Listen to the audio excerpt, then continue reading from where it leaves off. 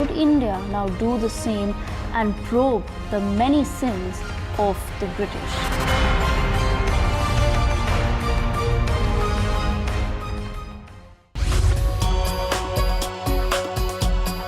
Amidst biased news and lopsided views, NewsX amplifies the Janta's voice.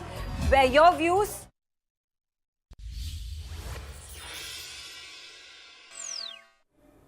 Hello and welcome. You're watching NewsX. I'm Devika Chopra.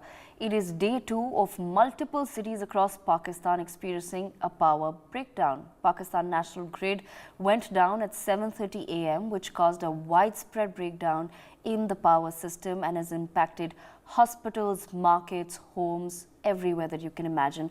The outage was reminiscent of a massive blackout in January 2021, which was attributed at the time to a technical fault in Pakistan's power generation and distribution system. Another blackout, remember, hit the nation in October last year, and it took more than 12 hours to restore power. Pakistan has often suffered from such power cuts, which are blamed on mismanagement and a lack of investment in infrastructure.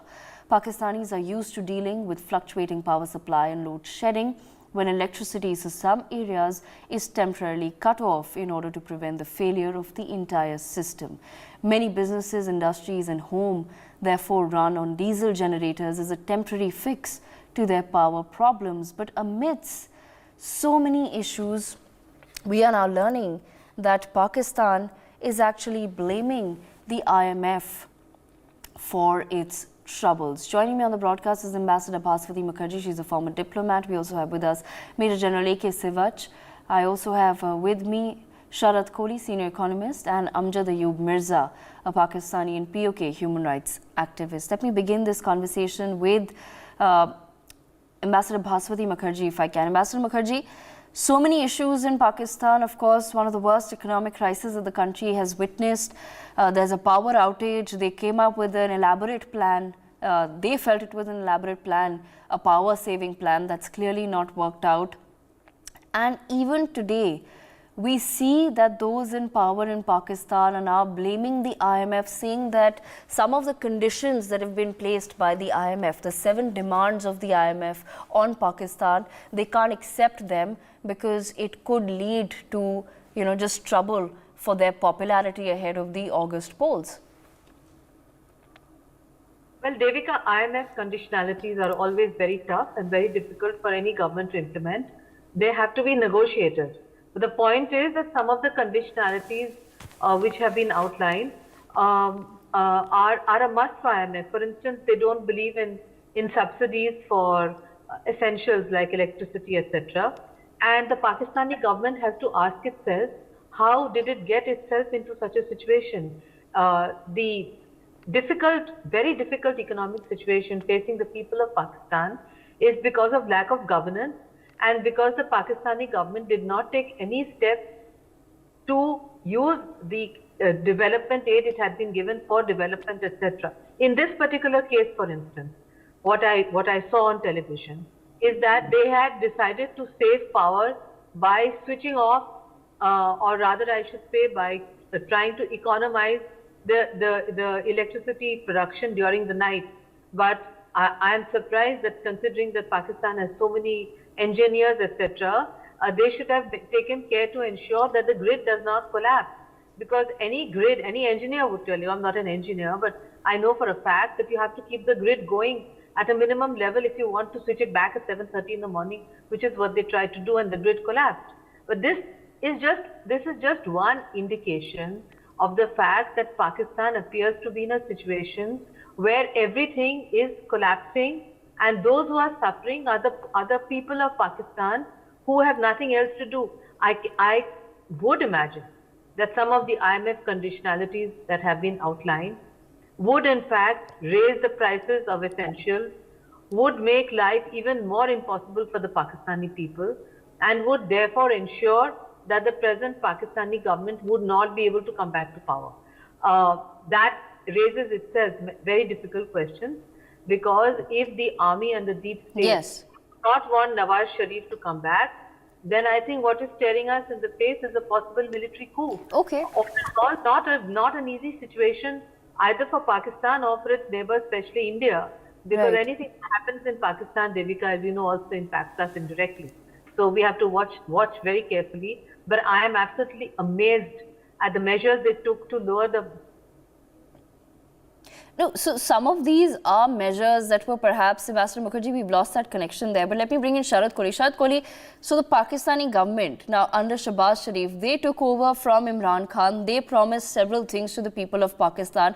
With whatever little money they had left, then they went ahead with these electricity subsidies, food subsidies, etc. How do they plan on keep this up if they're not willing to sit down on the table and negotiate and maybe take some hard measures? How will they keep up with the subsidies is the first question that would come to any intelligent mind. Okay, we will try to bring in our guests back onto the broadcast, but viewers, this is the latest story that we're tracking for you. It has been now 2 days of multiple cities across Pakistan experiencing a power breakdown, a complete power breakdown. The national grid in Pakistan has come down at 7:30 a.m. This has caused a widespread breakdown in the power system. It's impacted hospitals, markets, homes of people, businesses of people have had to shut down because of this power outage that is only now adding to the woes of the Pakistani people and the Pakistani government. But this is not the first time that people in Pakistan are facing a major power outage. A massive blackout was reported in January 2021.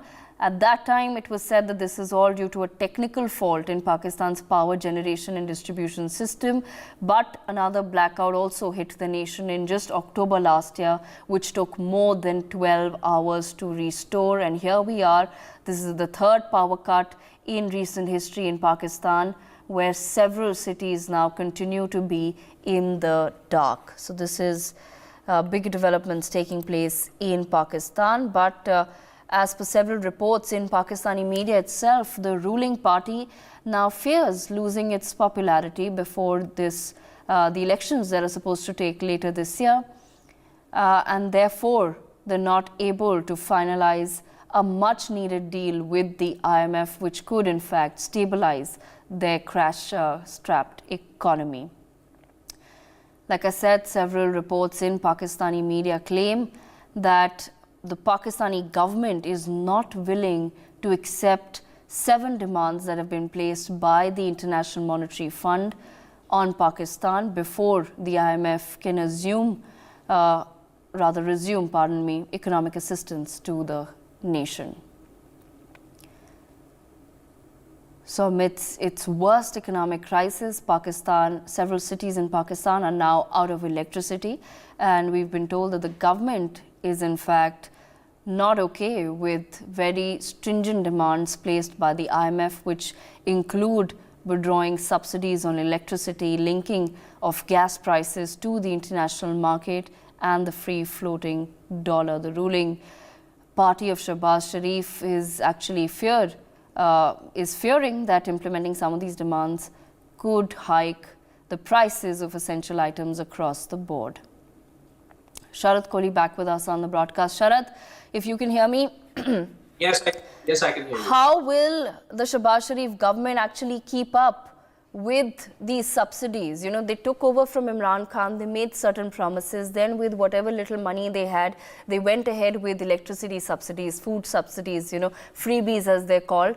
But if you're not willing to negotiate with the IMF and take certain stringent steps, how will you keep up with the subsidies? That's a basic question that must be flashing before their minds right now. Well, it's a catch-22 situation, Devika, for the Pakistani government. Well, in August, they have to go and face the people. There are elections, general elections in Pakistan. And Sharif government has to go back to people and ask for votes. And the economic condition of Pakistan is, I think, known to the whole world. Inflation is over 20-25%. You know, the real rate is not known, but in my estimate, it's touching 25%. There is literally no foreign exchange left now. And it is knocking the doors of IMF repeatedly. We've seen over a dozen bailouts in the past. And Pakistan is trying for another kind of a bailout, if not a bailout. and there have been at least 8 to 9 reviews of IMF which have happened.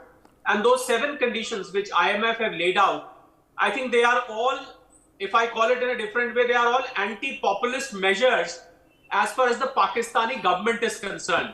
Because withdrawal of subsidies from electricity, as it is, there is no electricity first of all. Whatever electricity is there, if that comes at a very high price, I think they are in trouble. IMF also wants, free market run for the dollars, a free float for dollars. Whereas Pakistani government is trying to regulate the price of dollar by, trying to reduce its import or trying to make a good impression about the country. Then what about gas? The IMF also wants that the gas prices should be linked to the international markets, whereas the Pakistani government is trying to regulate the gas prices. Now, the electricity problem, Devika, a third of Pakistan's power comes from hydroelectric. Now, the recent floods in Pakistan, they literally devastated the hydroelectric infrastructure which Pakistan had.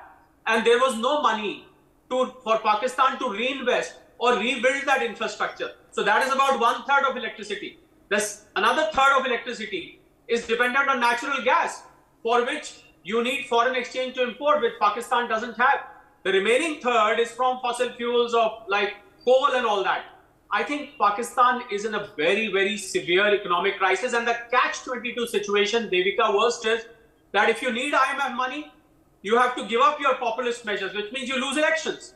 If you take IMF money, you have to give up the populist measures. So I think it's a situation where Pakistan government is in a fix, whether to take money, save the people, or to not to take money and let the Pakistan sink into deeper economic crisis. Well, if I was at the helm of affairs in Pakistan, I would have acted in the interest of country overall. I would not have looked into vested political interest of trying to win an election while people of Pakistan are sinking deeper into poverty. Absolutely. Absolutely. Sharad, the question then becomes, will Shehbaz Sharif and the rest of PMLN, will they actually be brought back to power in Pakistan? Because it seems, and like I said, Pakistani media claims that they're not willing to sit and negotiate with IMF or accept certain demands because they feel that their popularity will be hit. What are they thinking? Will they actually be brought back to power in August if the elections do happen? The current economic situation in Pakistan, if you go and speak to the Pakistani Awam, go and talk to the people there, they will have one story to tell, that we want this government to go because there is no atta, there are no pulses, there is no petrol available, there is no gas available, now there is no electricity available. So do you feel that in such a situation, can the Awam of Pakistan, can the common people of Pakistan be happy and would like to re-elect this government? The answer is no. And I think this Shehbaz Sharif government very well knows that they are not going to come back to power, which is why they are not willing to compromise on any of IMF demands. And IMF is not going to relent because IMF has got certain protocol. It's got certain conditions which have to be met before you lend, especially to a country which was recently, not too far ago, it was in the grey list of FATF. So yes, you cannot risk money with such a government. I think it's a catch-22 situation for the Pakistani government, and they will not be re-elected. To answer your question very precisely, Devika. Amjad Ayub Mirza, what is your take on this? Because, I mean, if Shehbaz Sharif is not brought back to power, let's assume that the elections can be held.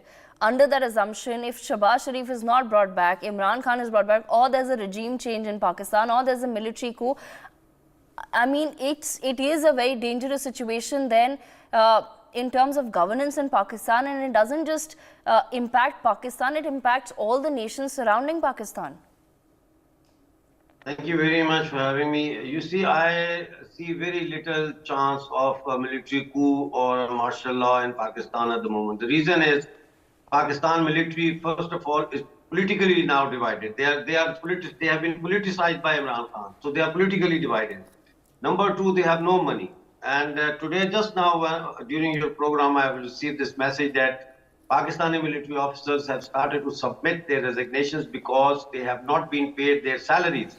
Now, from Khyber Pakhtunkhwa and from Balochistan, Pakistan army has started to abandon their checkposts in dozens.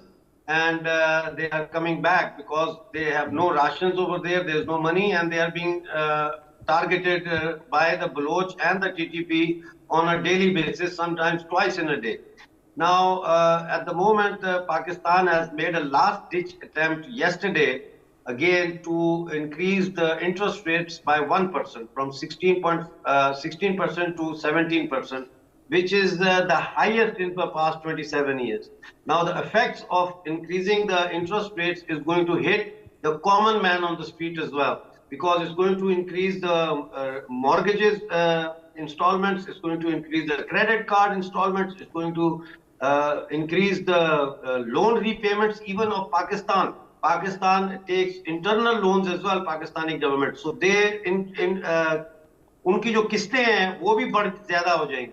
So now I think that Pakistan is in a situation, it's not electricity. If you want, I can say this regarding the electricity, that the main problem with electricity is that for years and years, for decades actually, Pakistan did not have enough money to do maintenance work on the grid stations, to upgrade them, to change the electric wires and replace them with new wires and stuff like that. So they cannot hold even Amjad the Ayub load. Mirza, the truth is that Pakistan did have money. They just didn't spend it in the right places. No. Pakistan had whatever money Pakistan had. It was siphoned off by the military generals, Yes. by the big bureaucrats, and by the capitalists and industrialists and investors who know that Pakistan economy from its manufacturing sector cannot generate enough income. And the military industrial complex competing with the civilian industrial hub,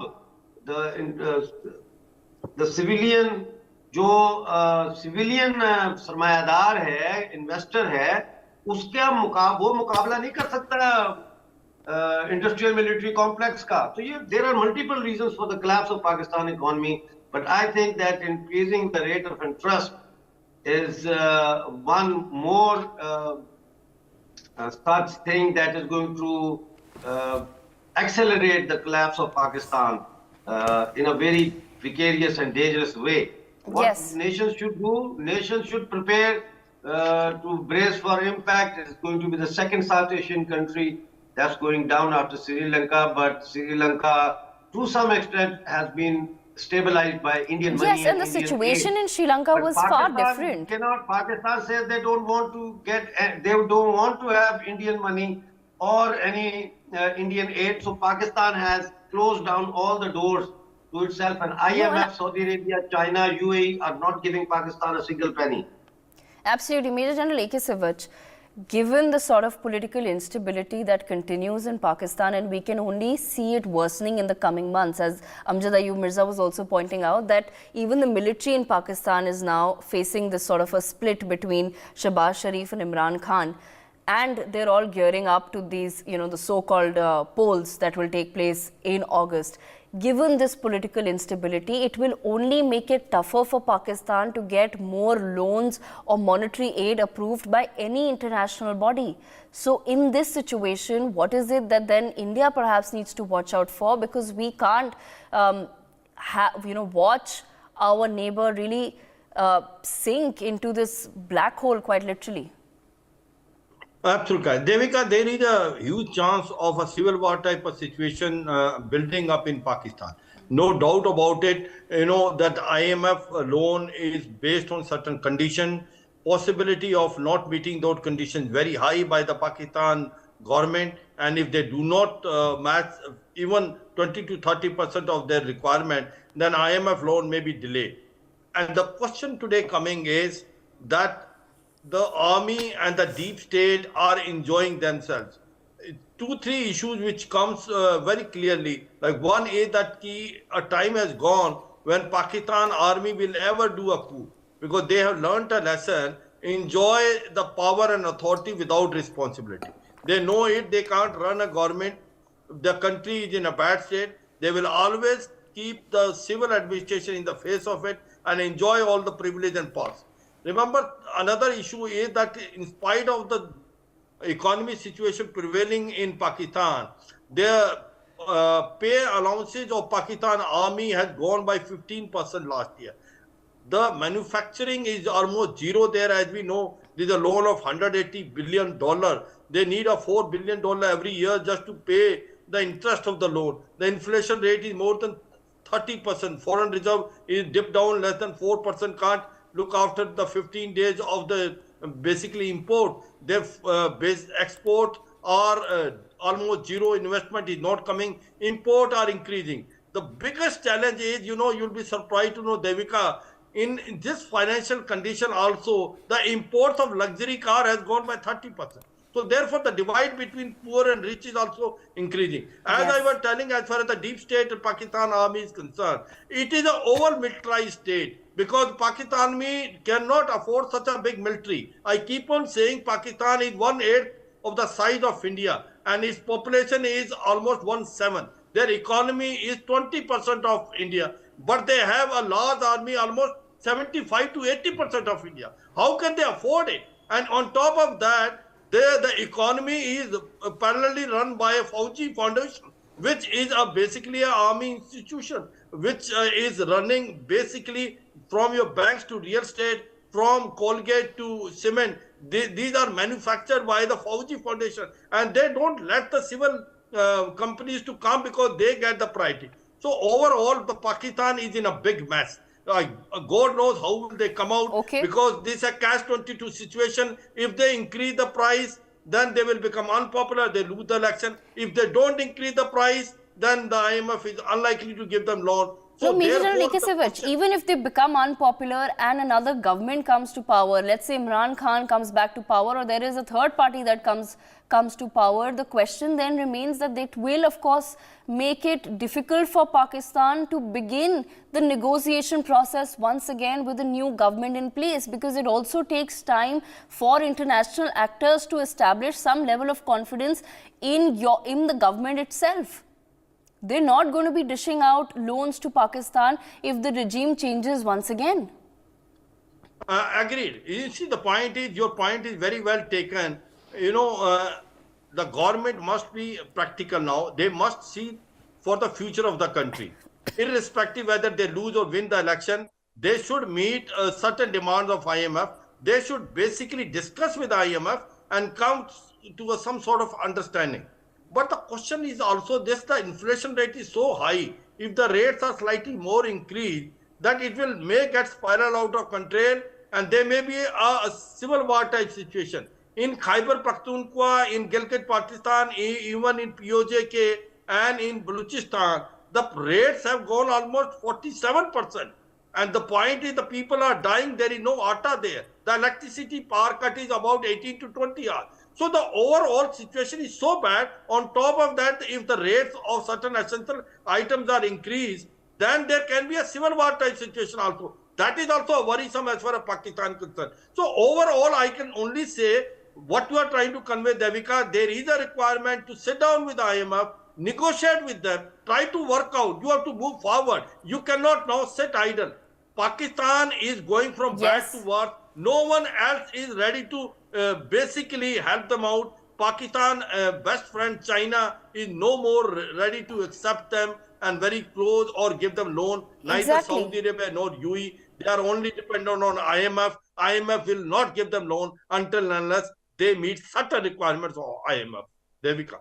Back into the conversation, Master Mukherjee, given that, some of the friends of Pakistan no longer want to bail it out, for obvious reasons, and even if they do, it's just, it's $1 billion here, $2 billion from someone. That doesn't sustain a country in the long run. That's a very short-term loan.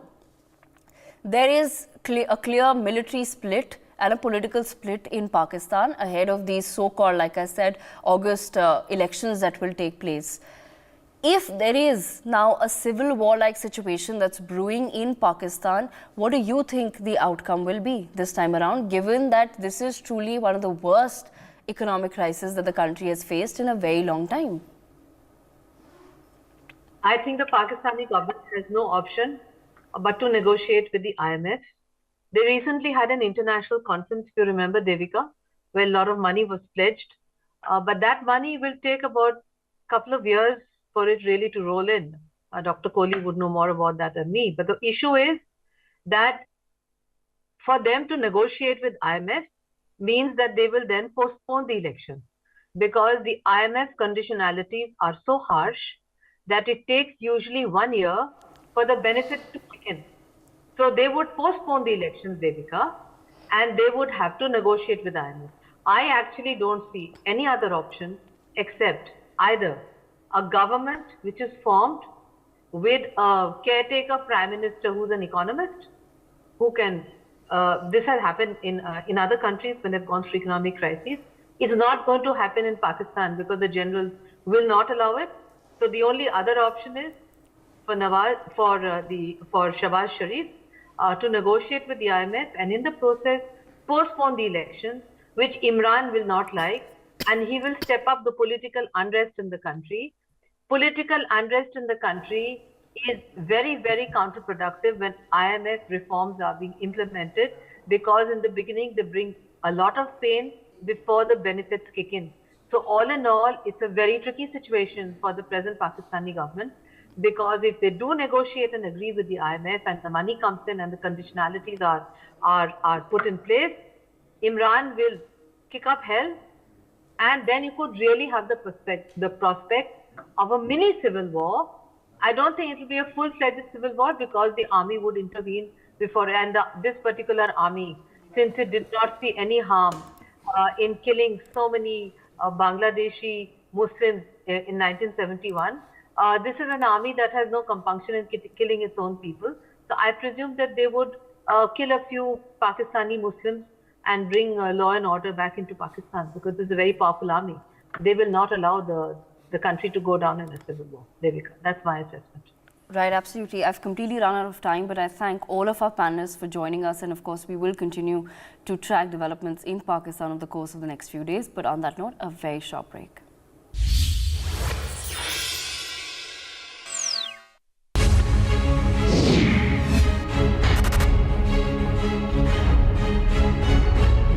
In 1919, 1,500 unarmed civilians were killed by British Indian Army at the Jallianwala Bagh.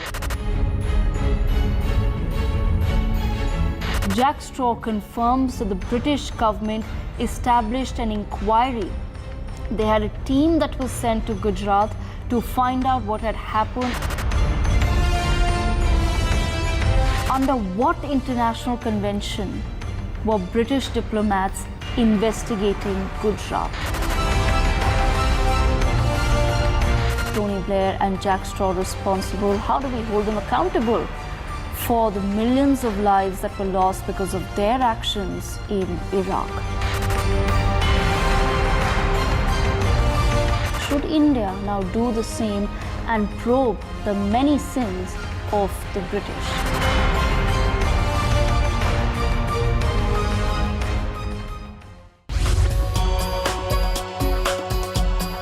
Amidst biased news and lopsided views, NewsX amplifies the Janta's voice, where your views shape the news. You can cast your vote on the day's burning issues. You can even participate in NewsX polls and surveys. You can gauge the nation's pulse in real time. NewsX presents Statistically Speaking on Mondays, Wednesdays and Fridays, 7:30 p.m. Indian Standard Time, only on NewsX. News, not noise.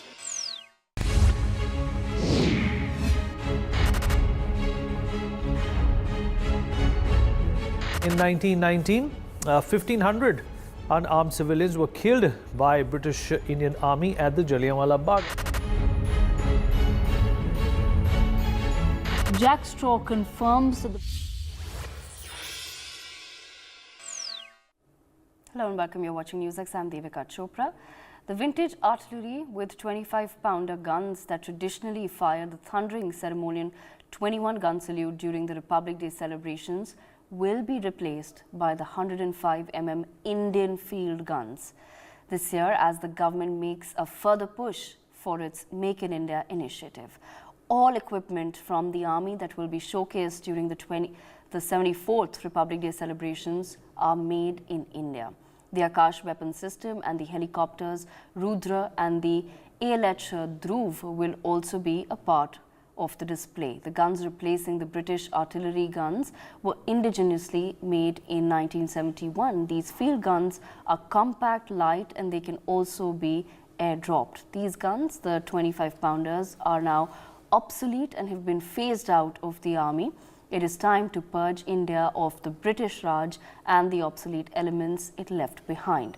The 74th Republic Day celebrations will take place on the revamped Central Vista Avenue, as well as be the first time on the renamed Kartavya Path. So this is truly an era of Make in India. What is the significance? We take this discussion forward with Major General A.K. Sivich. I also have with me on the broadcast Lieutenant General R. Kadian. I also have with me Group Captain U.K. Devnath, and with me is Professor Madhav Nalapat, Editorial Director of the Sunday Guardian. Let me begin this conversation. I will come to our former military men in just a moment, but Professor Nalapat, as an Indian who's, I'm sure, seen now a lot of Republic Days, what is the significance to you as far as this particular Republic Day celebration is concerned? Okay, before we go to our guests, we will quickly listen in to also Major General Bhavish Kumar, who has explained the plans of the government as far as this Make in India push and display at the Republic Day celebrations is concerned. As I informed viewers, the vintage artillery with 25-pounder guns that traditionally fired the thundering ceremonial 21-gun salute during the Republic Day celebrations will now be replaced by the 105mm Indian field guns this year. Let's quickly listen in. इस बार के गणतंत्र दिवस समारोह में आपको काफ़ी इंडिजिनाइज्ड equipment देखने को मिलेगा। आत्मनिर्भर भारत के तहत हमारा ये जितना भी भारतीय थल सेना का इक्विपमेंट है वो पूरा इंडिजिनाइज्ड रहेगा। शुरुआत में 105 mm इंडियन फील्ड गन से 21 तोपों की सलामी दी जाएगी। उसके बाद जब हमारे मैकेनाइज्ड कॉलम्स का जो दस्ता निकलेगा उसमें आर्मर्ड कोर के MBT अर्जुन और मैकेनाइज्ड इन्फेंट्री के BMP-2 तथा नाग मिसाइल सिस्टम देखने को मिलेंगे। रेजिमेंट ऑफ आर्टिलरी के आपको K9 वज्रा और ब्रह्मोस मिसाइल सिस्टम के ऑटोमेटिक लॉन्चर आपको देखने को मिलेगा। आर्मी एयर डिफेंस का भी आपको आकाश वेपन सिस्टम देखने को मिलेगा। कोर ऑफ इंजीनियर्स का 10 metre short span bridge and corps of signals का मोबाइल माइक्रोवेव नोड तथा मोबाइल नेटवर्क सेंटर भी देखने को मिलेगा। और आर्मी एविएशन कोर का आपको एडवांस लाइट हेलीकॉप्टर ध्रुव तथा advance light helicopter weapon system integrated Rudra भी देखने को मिलेगा। एंड इंडियन एयरफोर्स LCH प्रचंड का भी प्रदर्शन इस रिपब्लिक डे परेड में करेंगे। There you heard it. Of course, it's been explained rather well. What really is it that India will be doing? I believe we do have our guests back with us on the broadcast. Let me begin this conversation with Professor Madhav Nalapat. Professor Nalapat, before I bring in our military experts, I just want to understand from you, sir. You must have seen now a lot of Republic Days. What is the significance of this Make in India, this truly made in India and Make in India Republic Day to you? Well, Devika, for one thing, it exemplifies the fact that we can make in India anything of excellence to the world. We have shown the world the excellent caliber of our human resources. Indians who have gone abroad, who have settled there, and who have been welcomed in countries all over the world, except by an extremist fringe. And they have been welcomed because of their excellence, because of the way they have shown their mettle. Secondly, take for example, my three colleagues on this panel are from the Indian military.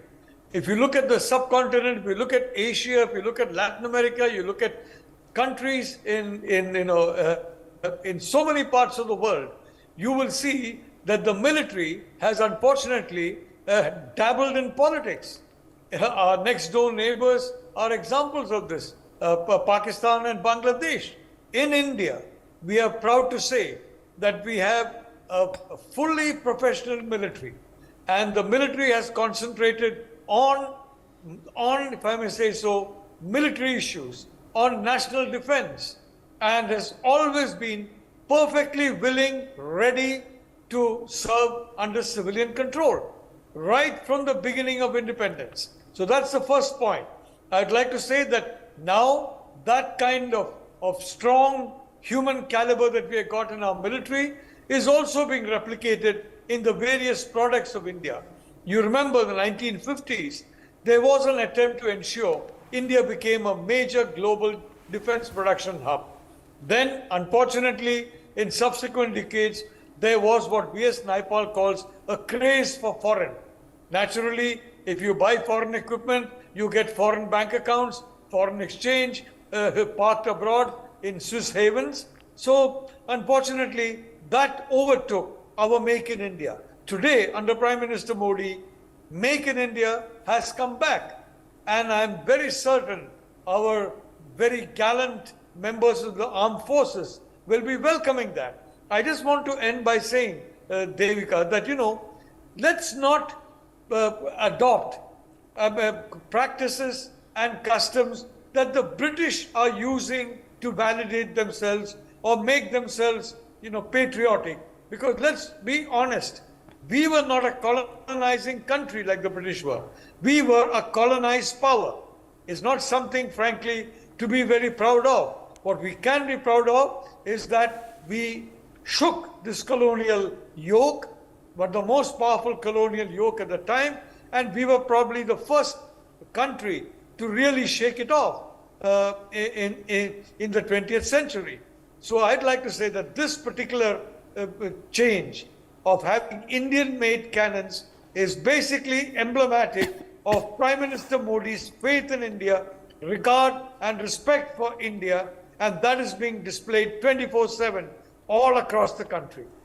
Absolutely. Lieutenant General R. Kaldian, let me bring you into the conversation here, sir. If you can just explain to our viewers the significance of the fact that India is finally not just making in India for itself, but also exporting defense equipment. This has been a very long dream of the nation, but as Professor Nalapad also pointed out, that there were several factors in the past that stalled this dream from becoming a reality. But it's just in the past few decades where we've actually managed to not just, like I said, make in India for ourselves, but also make in India for the rest of the world. And this truly becomes a game changer. The moment you're able to manufacture your own defense equipment, it truly does become a game changer. Devika, considering our strategic situation and the length of our land borders and the sea coast, India needs large and strong army, navy and air force. We had been the largest importer of defense weapons from the Western world, including Russia.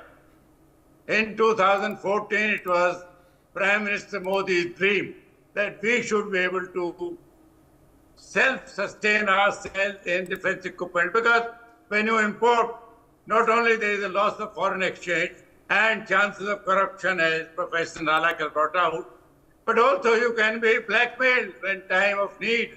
You need the weapon, they won't give you unless they are testing. So this Make in India project, which has gathered steam over the last 8-9 years, this is 26 January is the day when India highlights its achievements. Also, mostly in military field, but also in the cultural, which is shown by the state tableau.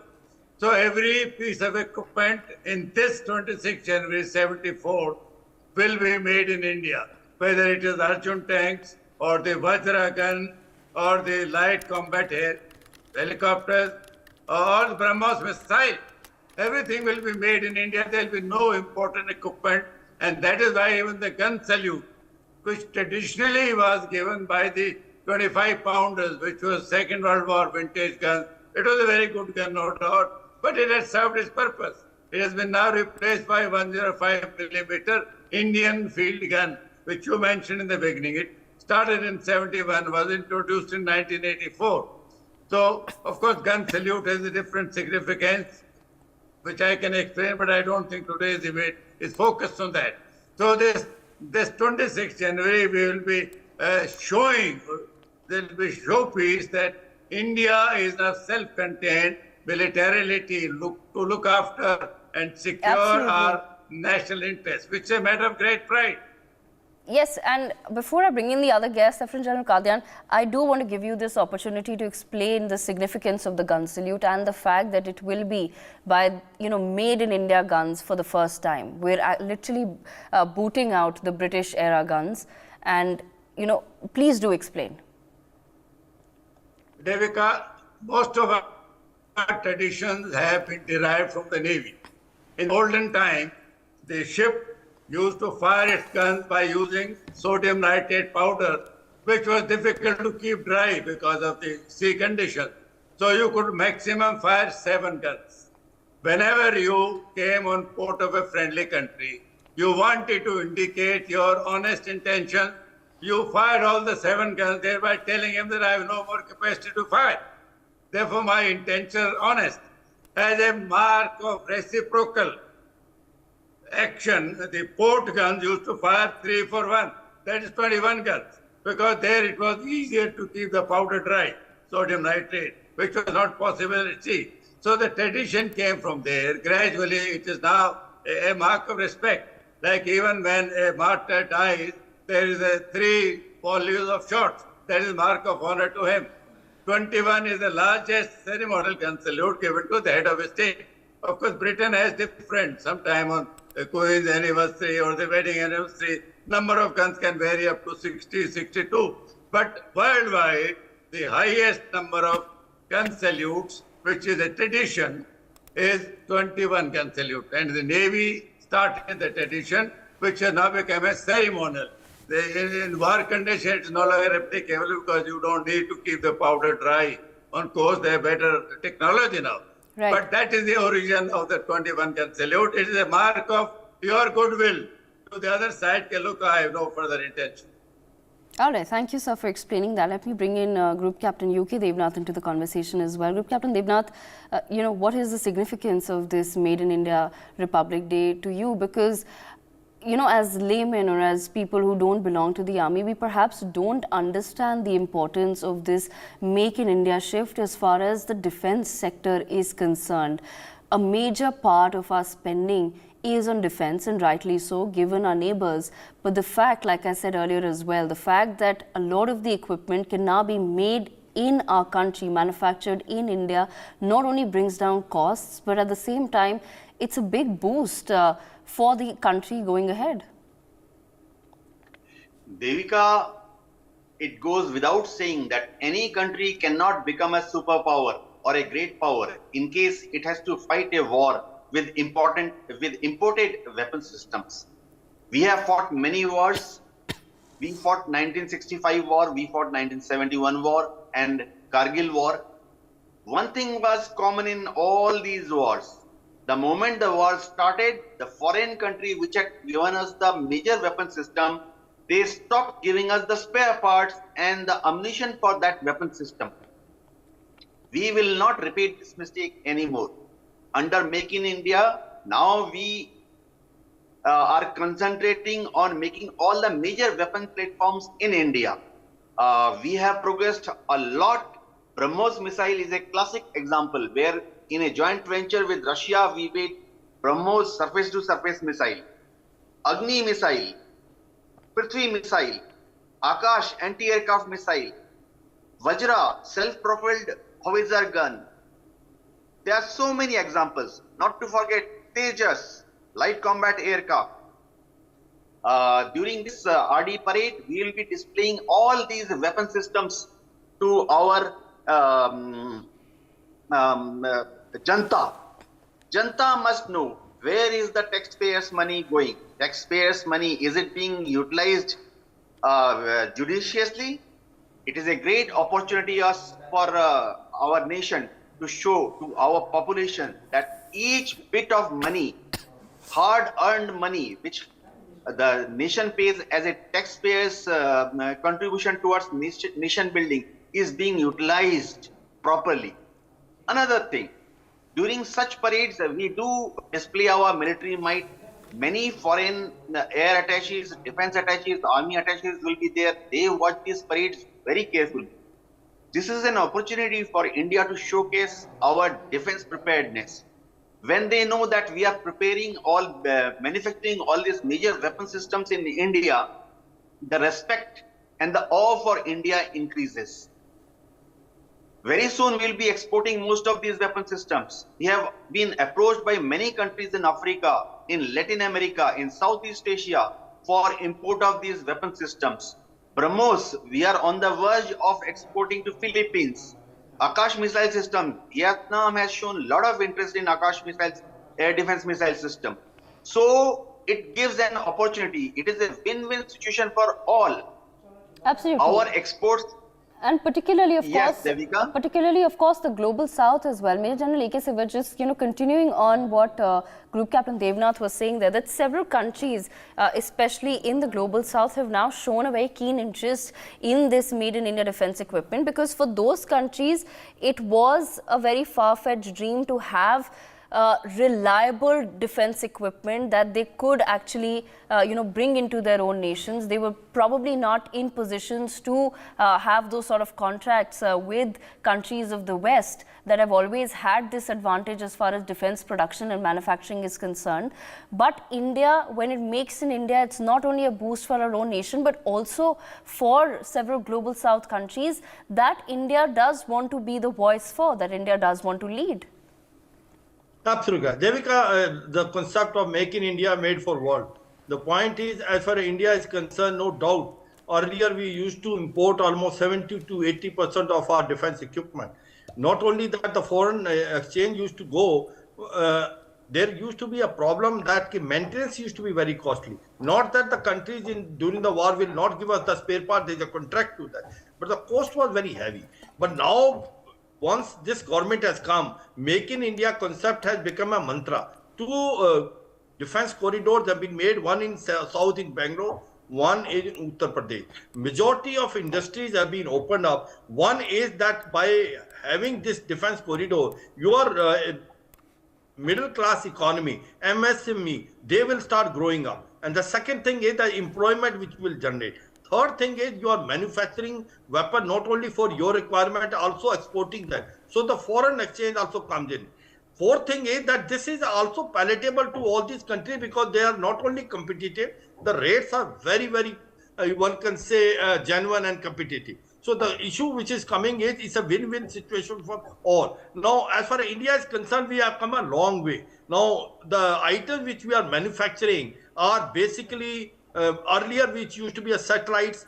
Now we have gone to missile and also to the submarines, also to the ship. Who could have dreamt that we can also make an aircraft carrier? INS Vikrant is a dream come true. Today we have built an aircraft carrier of our own. We are building up our submarine. We are building up majority of the weapon system.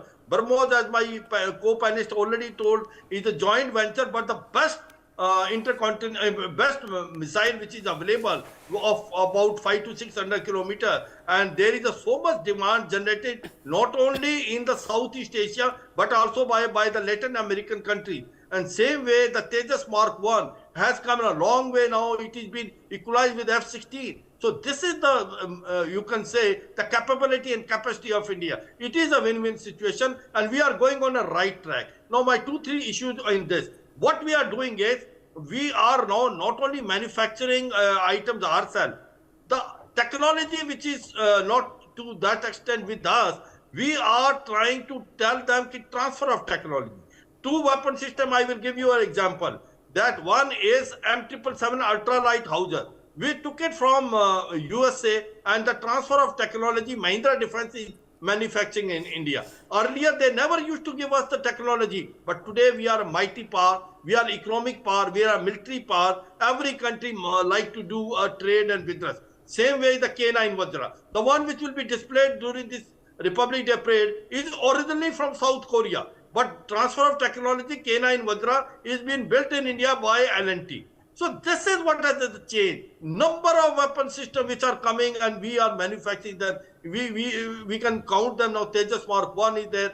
Then also the Agni, Prithvi, Nag missile, Akash missile which is there. Then BrahMos basically there. Now another issue which I want to highlight here, Devika, is that what we are doing is that the country where we want to sell these weapons, we are now having a long association with them. we are trying to project to them that this is the best weapon system which is available. And we are showcasing that. We are doing number of exercises with them.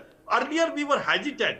We always thought that the item which are manufactured from outside is a state of art. Today they feel what India manufacture is state of art. See the change of sight. Today you are feeling much more stronger. You are feeling much more, you can say, protective, and you are also feeling assured of yourself that you have a industrial complex which is competent enough to fight with any adversity. Absolutely, so and that's a great point there raised by you, sir. Let me bring in Professor Nalapat on that point. Professor Nalapat, you know, removing the British era guns and replacing them with made in India guns. Now, this may seem like a very small step, but it will go in the long run, it will prove to be a very major step, because 10 years down the line, then you will have a generation of Indians who have only seen made in India equipment at their Republic Day parades or elsewhere, and they will take a different kind of pride in the sort of, you know, the work that India can achieve and India can do. And that becomes an extremely important part when one is trying to shed a colonial mindset, or when one is trying to really move away from this concept of if it's manufactured in the West, then it has to be the best. Devika, actually, you have put your finger exactly on what I believe to be the guiding philosophy behind the system of governance introduced by Prime Minister Modi. And that is, if you adapt Barack Obama's phrase, yes, we can. Yes, we 1.4 billion Indians can. We can do anything. And there is the example of Prime Minister himself, who came from a humble background, fought against terrible odds. Even today, frankly, there is so much of an attack on him, which fortunately is not having an impact. But yet, he has emerged as the Pradhan Sevak of the country by 2014. So, yes, I did it. All my 1.4 billion brothers and sisters in India can do it. So that energization, that feeling of empowerment of Indians is, in my view, here showcased also on the Republic Day parade. As has correctly been said, when you watch a parade where there is only Indian equipment, there's a sense of pride. And the younger generation in particular will feel that sense of pride. And may I say that I think the general had mentioned about last run to grow, Mahindra and Mahindra. This is the philosophy of the Prime Minister, that we are all Indians, whether private sector or public sector, we are all having the same passport, we are all patriotic Indians. And this private-public partnership has now been completely mainstream in the defense establishment, where formerly the private sector was, frankly, the Indian private sector, I would like to say, was kept at a very unsafe distance, and only foreign companies were encouraged. Today, the Prime Minister is encouraging the Indian private sector. He is encouraging Indian technology in the form of startups, etc., even in space. And the Republic Day parade that we are seeing today, Kartavya Path, that itself, frankly, what we are, the renaming of that, all this is emblematic of the new confidence that India, specifically young India, has got, a confidence that is essential to a very bright 21st century future for the country. Absolutely. And Lieutenant General Kadian, let me bring you back into the conversation here. On the same points, the fact that when such equipment, when made in India equipment is in fact displayed, not just at Republic Day, but at several other exercises, you know, joint military exercises that India holds with several nations, it does in a way boost the morale also of the private sector and private sector players to come in, because we have seen that in the past few years itself, a lot of private sector players have come in and they're making significant contributions to the defense sector, something that was perhaps not very welcome, just a decade ago as well. But now we see that shift and we see that change, and that truly is an important component of ushering in this new era for India's defense sector, to have the private sector play its part. Devika, the Britishers had a rule of Security passed in 1922. It is known as Official Secret Act. Under that, anything connected with the defense was restricted. Even items like helmet and bulletproof jackets, they were restricted items. They were not allowed to be manufactured by the private sector. Now we have seen the practical side of it. India has no dearth of talent. Most of our boys have gone abroad and are heading the multinationals. It was only lack of opportunity. And now, in the present regime, that opportunity is being provided. Private sector is more efficient. There's more competition. Public sector, because there was a monopoly, so there was no incentive to improve your efficiency. It's a well-known fact all over the world. So today, private sector is involved, except in very high-tech equipment, which has to be kept secure. They are being involved. They are making guns. They are making tanks. They'll be involved in ammunition and everything else that we are manufacturing. So India is marching ahead. We are still almost halfway through to the indigenization. As we started in 2014, we had said it'll take up to 20 years to get a indigenization of a high degree. So we are well on our way. As far as the motivation of the country is concerned, I think Professor very rightly brought out Prime Minister's life. History itself is a motivation. Nobody has to say anything. You only see him functioning, how India today has got a very large presence on the world map. Earlier, if you go back 10 years when we went abroad, you had to kind of look down telling others that we're Indian. Today we say so with our chest out. We are proud Indians. We are capable of doing anything that the world is doing. So the Make in India, which is the theme that we started with, is well on its way. And India will not only be self-sufficient, will be an arms exporter in due course of time, where we can also influence our diplomacy and we can save our foreign exchange, we can create jobs, and it's a great factor. I don't know why it didn't work out earlier. They must have been compulsion. I think it's a stroke of luck that we had to rival superpowers. Whenever we had a war, which we had plenty of them, yes, one was supporting the other, we had the other one supporting us.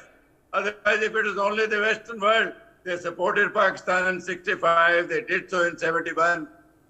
Thanks to our friends in Russia who came to our rescue, whether it was in the United Nations or in the supply of military equipment. yes. But today we are well on our way to be standing on our own feet. Right, absolutely. I thank all of our panelists for joining us. We've completely run out of time, but we promise you that we will continue to take this conversation forward on the 26th of January as well. Stay tuned to NewsX.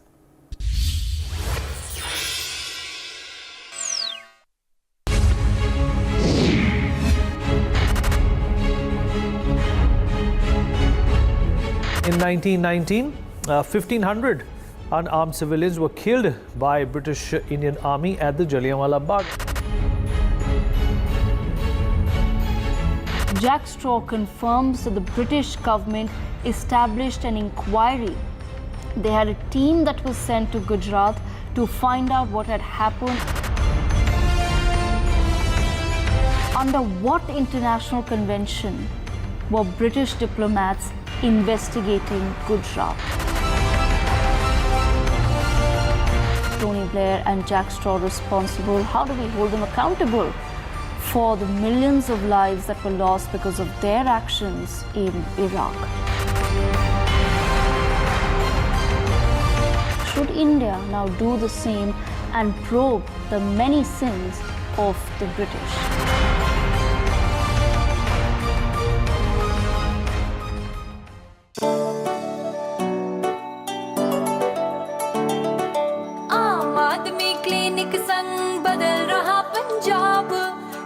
दवाई मुफ्त इलाज निखर रहा पंजाब आम आदमी clinic संग बदल रहा पंजाब मुफ्त दवाई मुफ्त इलाज निखर रहा पंजाब तंदुरुस्त हो सारे और कोई ना हो बीमार सबका इलाज होगा कोई ना रहे बेइलाज दो कदम दुनिया से आगे पंजाब ने झंडे गाड़े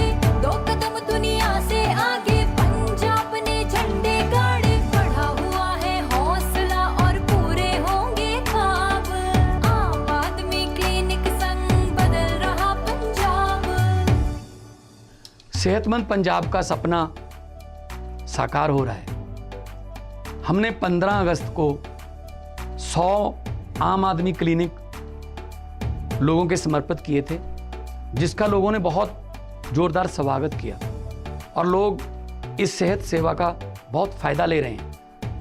7.5 लाख से ज़्यादा मरीज जो हैं वो यहाँ से दवाई लेके ठीक हो चुके हैं, ओपीडी का फायदा ले चुके हैं और 1 लाख से ज़्यादा टेस्ट जो कि बिल्कुल मुफ्त हैं, फ्री हैं, वो यहाँ हो चुके हैं इन क्लिनिकों में। मुझे बताते हुए बड़ी खुशी हो रही है कि 27 जनवरी को 500 और मोहल्ला क्लिनिक लोगों के समर्पित किए जा रहे हैं, ताकि रंगला पंजाब की जो हमारी नीति है, जो रंगला पंजाब बनाने का हमारा सपना है, उसमें सेहतमंद पंजाब भी शामिल रहे।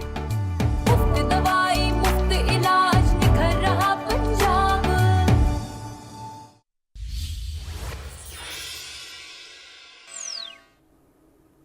Hello and welcome. You're watching NewsX. I'm Devika Chopra. Now, Rahul Gandhi, while breaking his silence on Digvijaya Singh, has distanced himself from the comments on the surgical strike and has claimed that the Congress party completely trusts the armed forces. He has made it clear now that the army does not need to provide any proof for any military action that they take. This is, of course, a huge U-turn since only 11 months ago, both him and KCR wanted the army to provide proof on the surgical strikes. Also, why is it that when it comes to China, Rahul Gandhi does not toe this line with statements like India is not ready for China and that China is beating up our Jawans? Is this statement from Rahul Gandhi welcome, or does it expose that the Congress party is in fact confused? Let's quickly listen in to how the Congress has messed it up this time around. Surgical strike की बात करते हैं कि हमने इतने लोग मार गिराए, लेकिन प्रमाण कुछ नहीं, केवल झूठ का पुलिंदा से ये राज कर रहे हैं। मैं आपसे कहना चाहता हूं, ये देश सबका है। मैं तो श्री राहुल गांधी जी से ये जवाब मांगता हूं कि ये कैसी भारत जोड़ो यात्रा है। टुकड़े टुकड़े गैंग आपके साथ चल रही है, सेना का मनोबल गिराया जा रहा है और राहुल गांधी भी सवाल उठा रहे हैं कि सेना कमजोर होगी। ये देशभक्ति नहीं है। कभी दिग्विजय सिंह के राज में सिमी का गढ़ था, ये मध्य प्रदेश। सेना का मनोबल गिराने का पाप और अपराध तो कम से कम कांग्रेस ना करे। जो दिग्विजय सिंह जी ने कहा उससे मैं बिल्कुल अग्री नहीं करता हूं। हमारी आर्मी पर हमारा पूरा ट्रस्ट है। अगर आर्मी कुछ करे, सबूत देने की कोई जरूरत नहीं है। तो मैं पर्सनली उनके स्टेटमेंट से कंप्लीटली डिसएग्री करता हूं और कांग्रेस पार्टी की ऑफिशियल पोजीशन भी यही है कि वो दिग्विजय जी का पर्सनल ओपिनियन है, वो हमारा ओपिनियन नहीं है। Okay, so there you heard it. With me on the broadcast is Ikram Sandhu of the Congress, also Major General Gigi Dwivedi with us as well is Sumit Peer, Syed Abbas and Joyita Basu, editor of the Sunday Guardian. Let me begin this conversation with Ikram Sandhu. Ikram Sandhu, I do feel a little bad for you right now because you're going to have to explain a lot of what has happened. Now, Digvijay Singh's statement demanding proof of the surgical strikes came out yesterday morning. In the evening, we held a debate on the same, and your party sent a spokesperson who was actually defending Digvijay Singh. Then, in the middle of that debate comes Jairam Ramesh's tweet many hours later saying that this is a personal statement of Digvijay Singh and the party does not back it. Today, Rahul Gandhi has come out and made what a lot of the opposition, the BJP, is calling a significant U-turn, because Rahul Gandhi was also one of the leaders who did question the surgical strike and kept demanding for proof. My simple question to you, Ikram Sandhu, is that if you want to, of course, now support the army, and that's great to know, why did it take the Congress party so long to put out a statement against Digvijay Singh's comments? Why didn't the party immediately hold a press conference or put out a tweet from their handle? Or why couldn't Rahul Gandhi come immediately and say that no, this is not the position of the party? Because Digvijaya Singh was a part of the Bharat Jodo Yatra. It's not like he was at some separate event or someone just randomly was interviewing him and he ended up making that statement. He was part of the Yatra.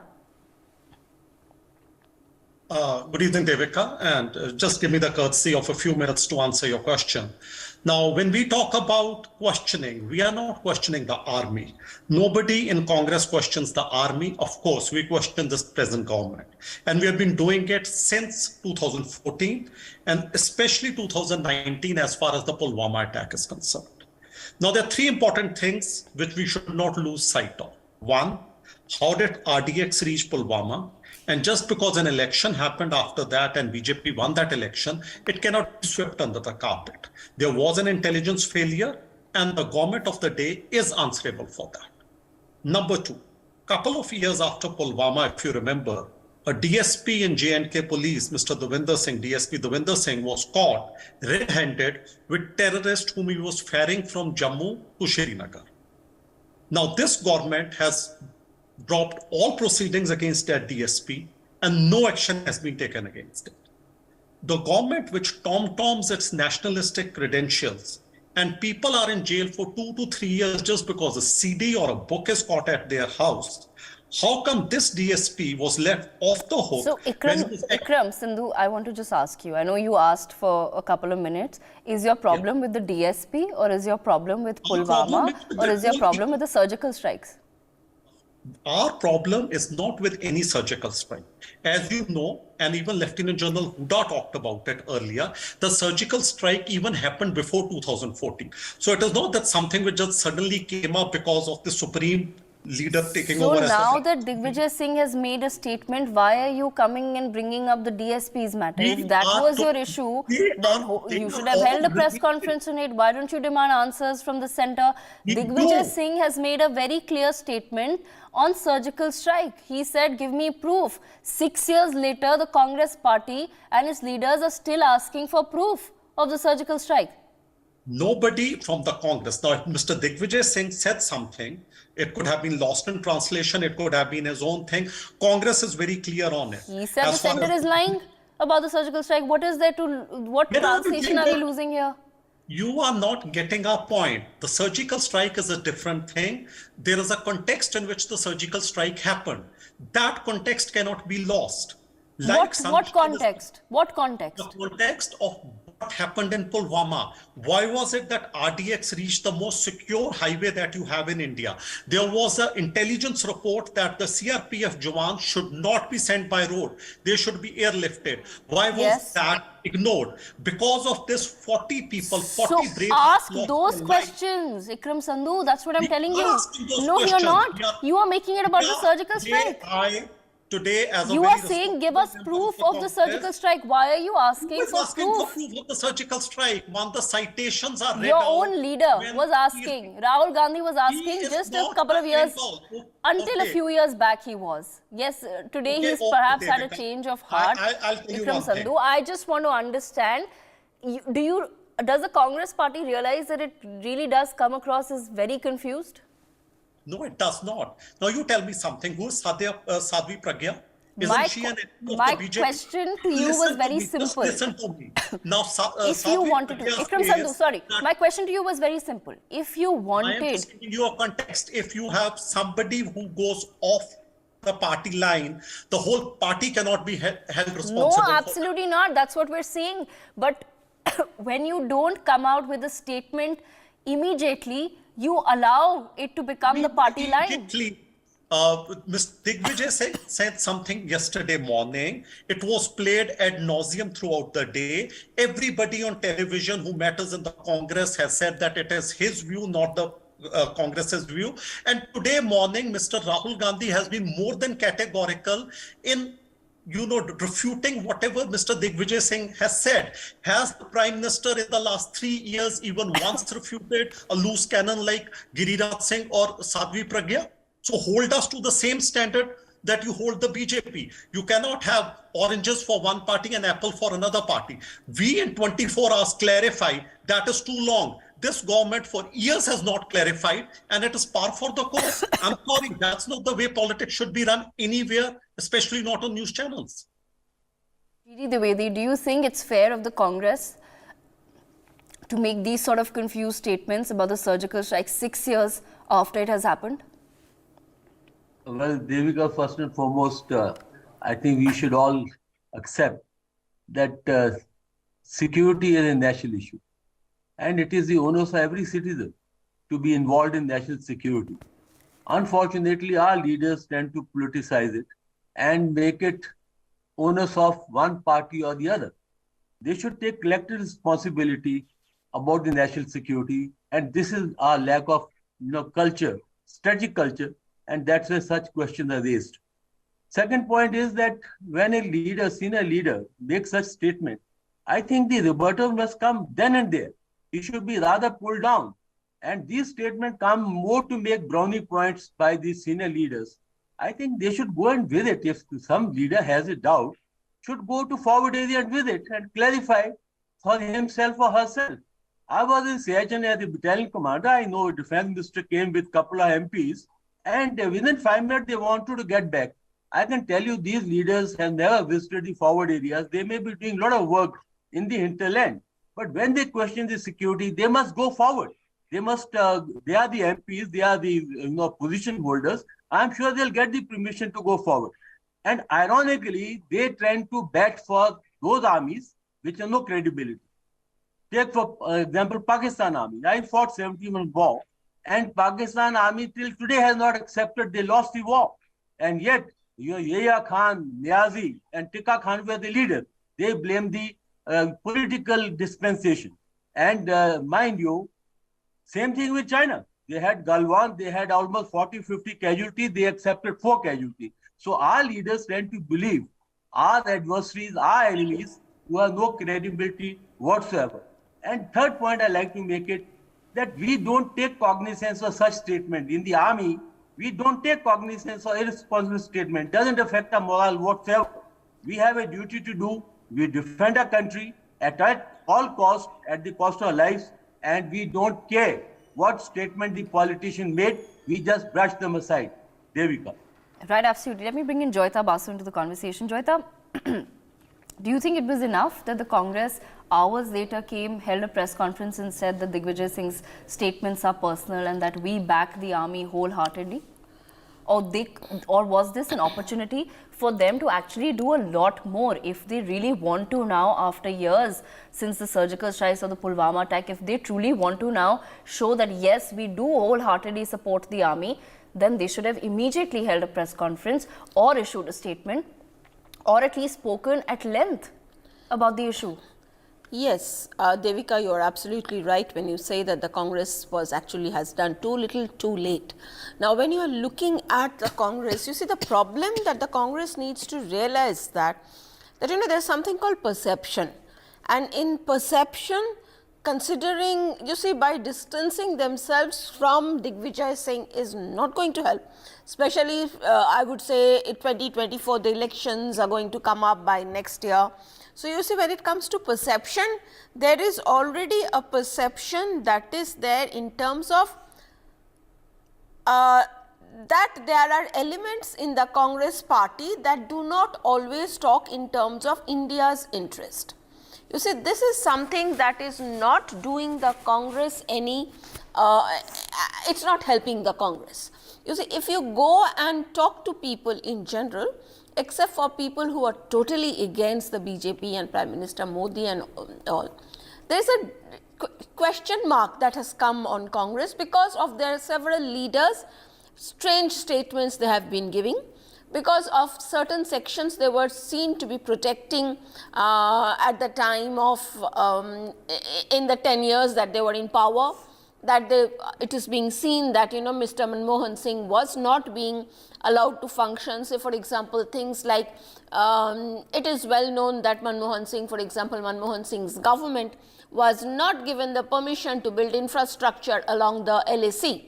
apparently because certain environmentalists thought it is going to be bad for the environment and all. So all these interventions have happened during Manmohan Singh's government's time, and the Congress also, with the kind of people, with some of their leaders, with the kind of leaders, people they have been hobnobbing with and all.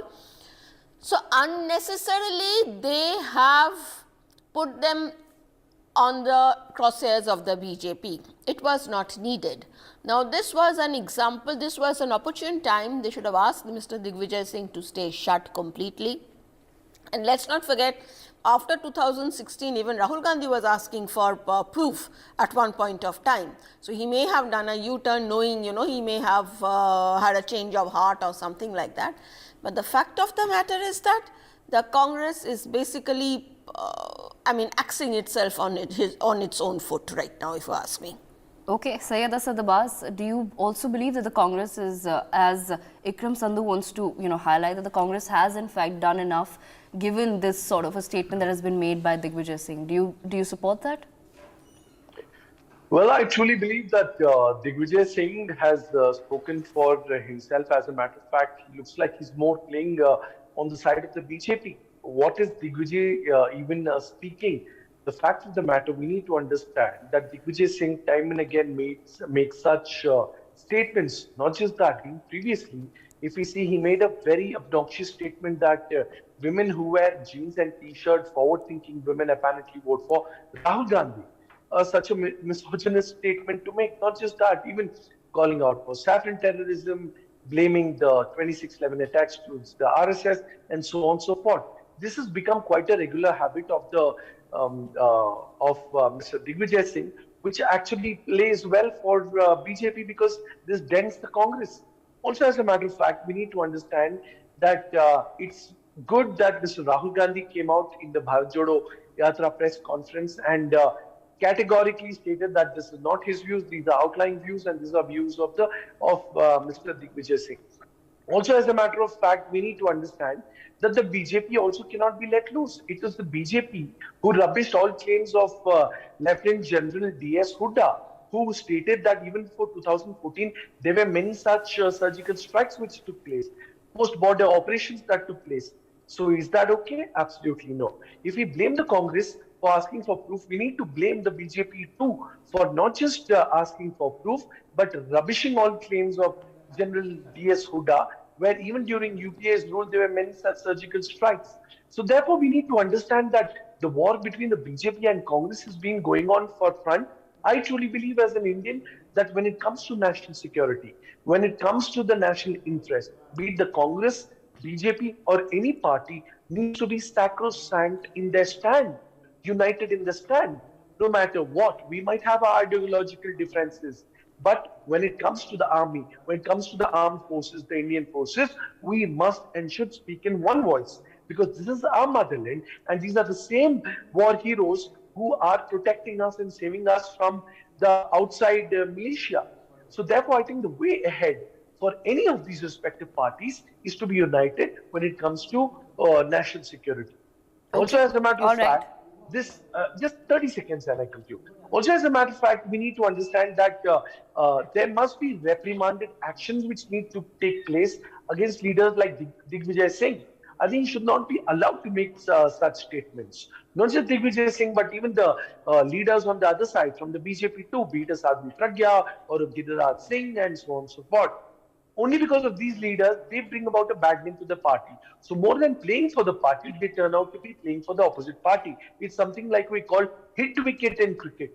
So Digvijay Singh is nothing but a hit wicket right now for the Congress party, cutting out the sorry figure, and of course it is very embarrassing. So therefore Rahul Gandhi's wise decision would be Congress Jodo with the right kind of leaders and pick and remove leaders who do not adhere to the party lines and make exactly. Such so that's Sumit Peer. Then my question to you is, because the first thing that anyone would think is that why is Digvijay Singh even being allowed to make such statements at the Bharat Jodo Yatra, which is the Congress's big effort before the 2024 elections. This is the Congress party trying to make a big comeback at such a rally. And when you're talking about Bharat Jodo, you're allowing leaders like Digvijay Singh the time and space and the platform to make statements about a 2016 surgical strike, which in the past also several opposition parties have tried to raise questions against, and it's not worked well, it's not worked in their favor. So what lessons are they really learning, and why are people like Digvijaya Singh so significant then to the Congress? Devika ji, thank you very much for having me on your show. In fact, what Congress is doing is what we call in English running with the hare and hunting with the hounds. Good cop, bad cop. That is exactly what is done. Whenever you have an electrical problem in your house, you call an electrician, and an electrician carries a small screwdriver in his pocket, which is called a tester. Now, with the tester, he touches here and there and checks is there a current leakage. Mr. Digvijaya Singh is the tester of Congress party. Whenever they have to straw a controversy, whenever they have to challenge the things they use, Mr. Digvijaya Singh, let him make a statement and see how does the statement go. If it resonates well, if you are getting the traction on it, like Chokidar Shore hai, like, all the kind of things which is in, now then they will back him. If it goes back, they will say, okay, sorry, it's wrong. He did it. We don't know. How is a habitual offender like Mr. Digvijaya Singh always in Congress? Why is a part of every Congress committee? Why is he such a star leader? Why does he share stage with Rahul Gandhi ji? What has Congress done so far with this habitual offender who has been offending again and again and again? But the problem remains he's not a habitual offender. He is exactly doing what the High Command expects him to do. He is the scapegoat. When the things go wrong, put it on him, walk it out, say it's his personal comments and walk it out. Question is, has he apologized in public? No. Has Mr. Digvijaya Singh apologized? No. Was Digvijaya Singh on the podium when Rahul Gandhi apologized? No. Now, if I go slightly back, Mr. Rahul Gandhi said after surgical strikes, Khoon ki dalali. Now, did Khoon ki dalali also came from Digvijaya Singh? No. It was Rahul Gandhi. Then Mr. Rahul Gandhi asked for proofs of surgical strike. Yes, he did. So this Khoon ki dalali, Maut ka Saudagar, Shumb Nishum, Basmasur, they again came from Rahul Gandhi ji. The problem with the Congresses and Modi Virod, they forget when are they crossing the line. They cannot oppose the army of the country. They cannot question the surgical strikes. If you are questioning the surgical strikes, you are towing the language of Pakistan and China. Very recently, Mr. Rahul Gandhi ji said 20,000 square kilometers of land is lost to China, and there was one Congress spokesperson, I don't remember the name on your show. I told him, can you give the latitude and longitude? If 20,000 kilometers means 1/3 of Aksai Chin, then there must be a latitude and longitude of that. Give it to that. Have a press conference, do that. These people try these things. And if and when they backfire, then they try to run away saying we have not done anything. Why is Mr. Digvijaya Singh so indispensable? Why don't you suspend him? You don't want to terminate him, suspend him from 6 years. Nupur Sharma said 1 or 2 lines which we don't support and we condemn. Now she was suspended. The action was immediately taken. Now why this suspension is not happening? Why public apology is not happening? Why termination is not happening? So when you are asking for, and it is not the first time, you can say galti ho gayi, it was the first time. Time and again, because there's a cohesion. The cohesion is Mr. the Gandhi Parivar and the Digvijaya Singh. Bhai, tum ye bolo, and we'll see how do the things turn, and based on that, we'll align your things. Now, what is the relevance of Zahir ki Khoon ki dalali? Didn't Mr. Rahul Gandhi say Khoon ki dalali? Will he apologize for Khoon ki dalali? Will he apologize for himself? Forget Digvijaya Singh, sir, I did a mistake that time, questioning the surgical strikes, and I take back my word of Khoon ki dalali. He will not take that. He will stand to that. And now he's saying, oh, I had this conditional apology, Pulwama, we did Arctic and all that. These are not the things. You are questioning the valor of Indian army. You are questioning the surgical strikes. Questioning the surgical strikes means you are with Pakistan. Then the Pakistan ISPR and your Digvijaya Singh ji ki strategy to same hai. That is the strategy of Rahul Gandhi. And what took you 24, 48 hours? You are on the you could have done it next second. Why it's such a delay? All right. Okay, so Ikram Sandhu, you've been hearing everyone patiently.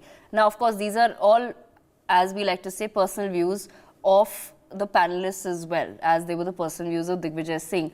But does the Congress party realize that whether it likes it or not, a perception is created and it actually backfires all of your attempts, all the goodwill that you might have been collecting over the past few months through the Bharat Jodo Yatra, it actually backfires. And therefore, people ask the question, why has no action, any sort of action been taken against a leader like Digvijaya Singh? Devika, if we have to take action, then the action should be across the board. Mr. Digvijaya Singh said something, categorically the party has condemned it. I want BJP today to condemn Mr. Modi, who in 2013, 9 years ago, had said that Bharat ki Sena bahut kamzor hai. Has anybody in BJP castigated him for that? The then prime ministerial candidate for saying that Hindustan ki fauj bahut kamzor hai in 2013 campaign, it is documented.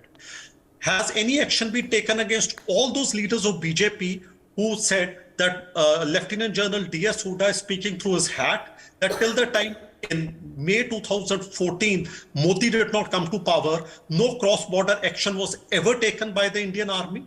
It was something which was not tom-tommed. It was something that was being of a strategic nature. Nothing was spoken about it. But from the Northeast, right up till Pakistan, these actions took up even before 2014. So if apologies are there, everybody should apologize. Let Mr. Modi apologize. Let the cabinet ministers who castigated. But Ikram Sandhu, you have to understand that we will apologize for everything. Of course, but why don't you then set the example? If you want everybody to apologize, why doesn't the Congress party begin by setting a positive example? If we get into this whataboutery, then there are political parties and politicians across the board, as you mentioned. But until and unless the Congress party does something themselves, how can you expect others to follow suit? I know, high moral standards are not for the BJP, that is for the Congress, and we are proud of that. And therefore, we stand with them that we have a moral fiber. We stand by our army. The army is not BJP's army, it is Indian army. Absolutely. Absolutely. So no questions are raised on the operations and on what the operation actually led to. What we always question is the mentality of the current government, which is just using Indian army. Ikram Sandhu, if you ask for proof, political gains. If you ask for proof, then you're questioning the army only, no? You're not questioning the BJP. Then asking for proof. Come on. You're saying give proof that the surgical strikes happened. No. The Congress party. The Congress party. Yes. No. If one person in the Congress has said that the whole sallow doesn't make a summer. So everybody is asking why hasn't any punitive action been taken against Digvijaya Singh? That's a simple question that everyone's asking. Whatever punitive action is taken against Mr. Narendra Modi for calling Bharat ki Sena kamzor hai for 2013, 100 times more action will be taken against Digvijaya Singh. You are the ruling party. Okay. Take action against PM Modi. Whatever action you take against him, we will take 100 times more action. As we wind up this conversation, Joyita Basu, is the Congress party somewhere not realizing, as I mentioned, that these sort of little statements that are made by some politicians or some leaders, they actually do set back the Congress and its efforts over the past many months, and they need to be way more proactive rather than getting into this whataboutery, because people perhaps expect something fresh coming out of the Congress party or something fresh coming out of politics in India, where a political party can actually stand up and say that yes, our leader was wrong and this is the action that we're taking against them. We don't support their statement at all. Well, the thing is that if the Congress had to take action against all the stuff that Digvijaya Singh has been saying over the years, I mean, I think it would have taken action long back. But the whole question is, you see, is again, I'm going to say it's a matter of perception. The problem is, you see, people are not expecting something new to come out of the Congress party. They are expecting that this is what exactly the Congress party is going to say, and that is what Digvijaya Singh is saying. So the whole point is that it is time, I mean, people started thinking that perhaps their messaging has gone wrong somewhere.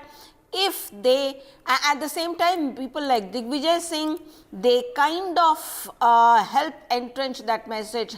People start thinking, oh, but that's how they are, you know, they cannot be trusted. I mean, it is frankly doing the Congress a lot of harm, if you ask me. All right, on that note, we wrap up this conversation. I thank all of our panelists for joining us, and stay tuned to NewsX.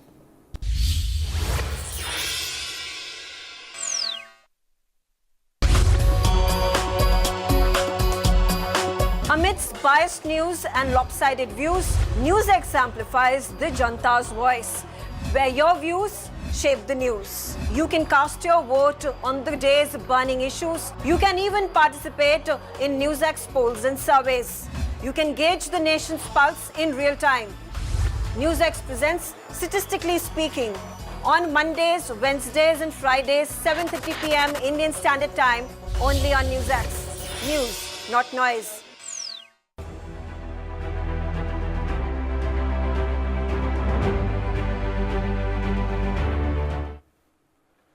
Welcome back from the break. I'm Uday Pratap Singh. You're joining us on NewsX. Our big focus, Prime Minister Narendra Modi yesterday named 21 largest islands in the Andamans after the Paramveer Chakra awardees, India's highest military decoration. In this broadcast, we're going to be discussing the valor of some of these brave hearts and the stories of their courage, grit, as well as determination. Let's tell you a bit first about Major Somnath Sharma. Major Somnath Sharma was the first recipient of the Paramveer Chakra, the highest Indian gallantry award. He was awarded the medal posthumously for his bravery in the Kashmir operations in November 1947. He died while evicting Pakistani infiltrators and raiders from Srinagar airport during the Indo-Pak War of 1947-48 in Kashmir. On 3rd November 1947, Major Somnath Sharma was ordered on a fighting patrol to Badgam village in the Kashmir Valley. The company was soon surrounded by the enemy from three sides and sustained heavy casualties from the ensuing mortar bombardment. Somnath realized the importance of holding on to his position, as both the city of Srinagar and the airport would be vulnerable if it were lost. Under heavy fire and outnumbered 7-1, he urged his company to fight bravely, often exposing himself to danger as he ran from post to post. His last message, moments before he was killed, was, "The enemies are only 50 yards from us. We are heavily outnumbered. We're under devastating fire. I shall not withdraw an inch, but will fight to our last man and our last round." Quote unquote. In this manner, Somnath Sharma prevented the fall of Srinagar and the Kashmir Valley to Pakistan. Let's now talk a bit about Captain Vikram Batra. During Operation Vijay on 20 June 1999, Captain Vikram Batra was tasked to attack point 5140. Leading from the front in a daredevil assault, he pounced on the enemy and killed 4 of them in a hand-to-hand fight. On 7th of July 1999, in another operation in the area of point 4875, his company was tasked to clear a narrow feature. Captain Batra assaulted the enemy positions and engaged the enemy in a fierce hand-to-hand fight, killing 5 enemy soldiers at point-blank range. Despite sustaining grave injuries, he crawled towards the enemy and hurled grenades, clearing the position. With utter disregard to his personal safety, leading from the front, he rallied his men and pressed on the attack. The help achieved a nearly impossible military task in the face of heavy enemy fire. The officer, however, succumbed to his injuries, and inspired by his daredevil act, his troops fell upon the enemy with vengeance, annihilated them and captured point 4875. Subedar Grenadier Yogen Singh Yadav. Let's talk a bit about him now. Grenadier Yogen Singh Yadav was part of the leading team of Ghatak platoon tasked to capture Tiger Hill on the night of 3rd 4th July 1999. Grenadier Yogen Singh Yadav, unmindful of the risk involved, volunteered to be in the lead and fixed a rope of his team to climb up. On seeing the team, the enemy opened intense automatic grenade, rocket and artillery fire, killing the commander, and 2 of his colleagues in the platoon were stalled. Realizing the gravity of the situation, Grenadier Yadav crawled up to the enemy position to silence it, and in the process sustained multiple injuries. Unmindful of his injuries and in the hail of enemy bullets, Grenadier Yadav continued climbing towards the enemy positions.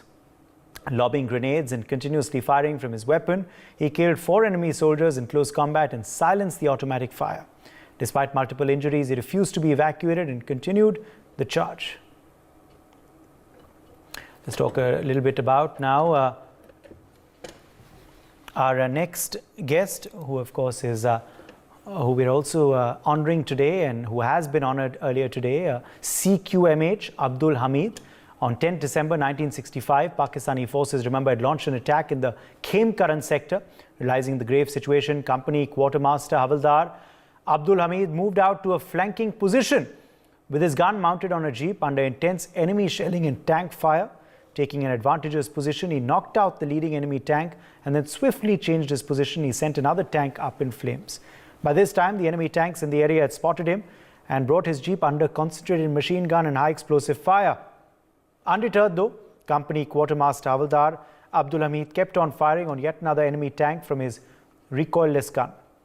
Havaldar Abdul Hamid's brave action inspired his comrades to put up a gallant fight and beat back the heavy tank assault by the enemy. Let's now talk a bit about Lieutenant Colonel Adisher Burzorji Tarapo. On 11th of September 1965, Lieutenant Colonel Adisher Burzorji Tarapo was assigned the task of delivering the main armoured thrust for capturing Philora in the Sialkot sector in Pakistan. As a preliminary to making a surprise visit on Philora from the rear, the regiment was thrusting forward between Philora and Chawinda when it was suddenly counterattacked by the enemy's heavy armour from Wazir Wali. Lieutenant Colonel Tarapur, who was then at the head of his regiment, defied the enemy's charge, held his ground and gallantly attacked Philora with one of his squadrons supported by an infantry battalion. Though under continuous enemy tank and artillery fire, Lieutenant Colonel Tarapore remained unperturbed throughout this action and when wounded refused to be evacuated. On 14th of September, his wounds still fresh, he led again his regiment to capture Wazirwali. Such was his grit and determination that, unmindful of his injury, he again gallantly led his regiment and captured Jasoran and Butur Digrandi on 16th September. His own tank was hit several times, but despite the odds, he maintained his pivots in both these places and thereby allowed the supporting infantry to attack Chavinda from the rear. Let's now talk a bit about Flying Officer Nirmaljeet Singh Sekhon.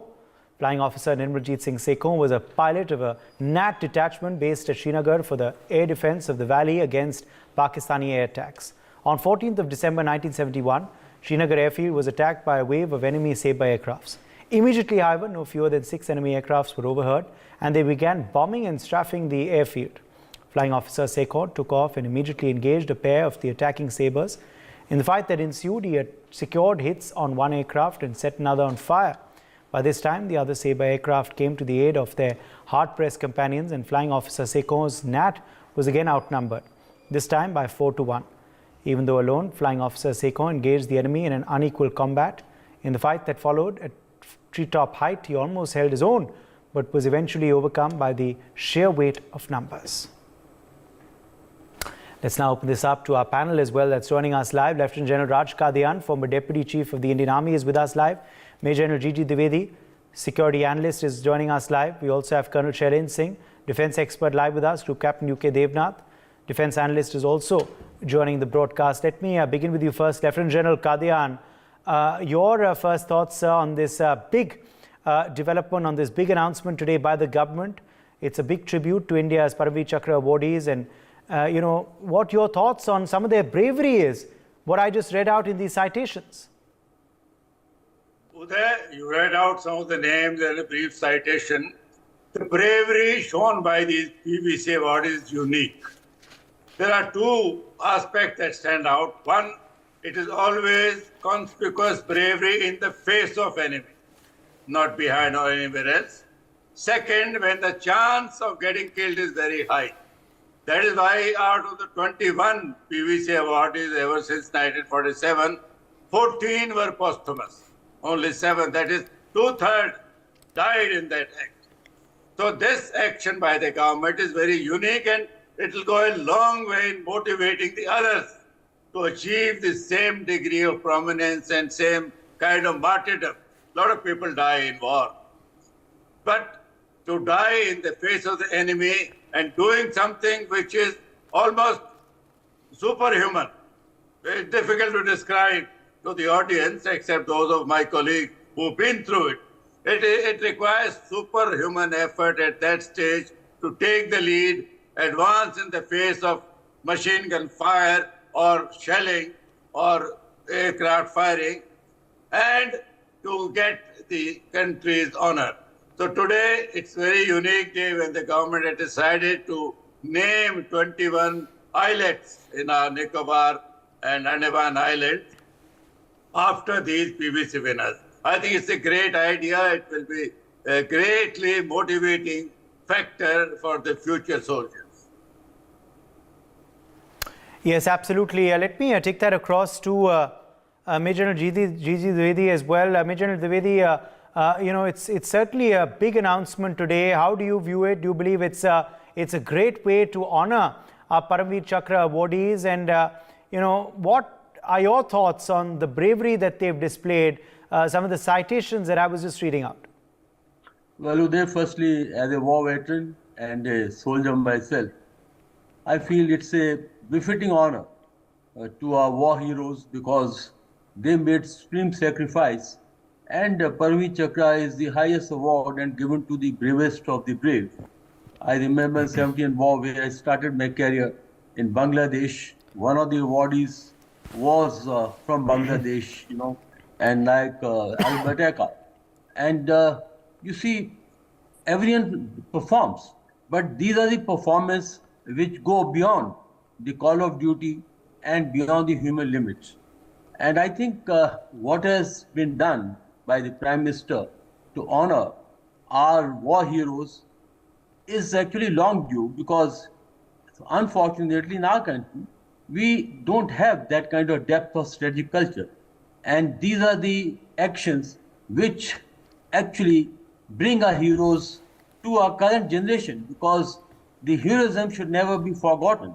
And some of the heroes were from 1948, 65, 70 and war, and as later Kargil, and I commanded my battalion Siachen Northern Glacier, where Subedar and Honorary Captain Bana Singh got his PVC at Bana Post, which remains on his name. And when we go and command and we look at the post, we ourselves get very motivated, and also the men who go on to follow the deeds of our heroes. So all I can say is that this is a great act of remembrance of our heroes. And one point I like to add is about Netaji Subhash Chandra Bose. His Ross Island is being named after him, and 21 islands are being named after heroes. And my own father fought in Indian National Army, so I connect very closely to Netaji and all those who made a supreme sacrifice for our country. And therefore, I leave with this one word, that heroes should always be remembered. Nations which do not honor the heroes have great threat to be really wiped out from the geography of the world. So therefore, I think remembering heroes is a befitting honor and also great motivator for our current generation. Uday.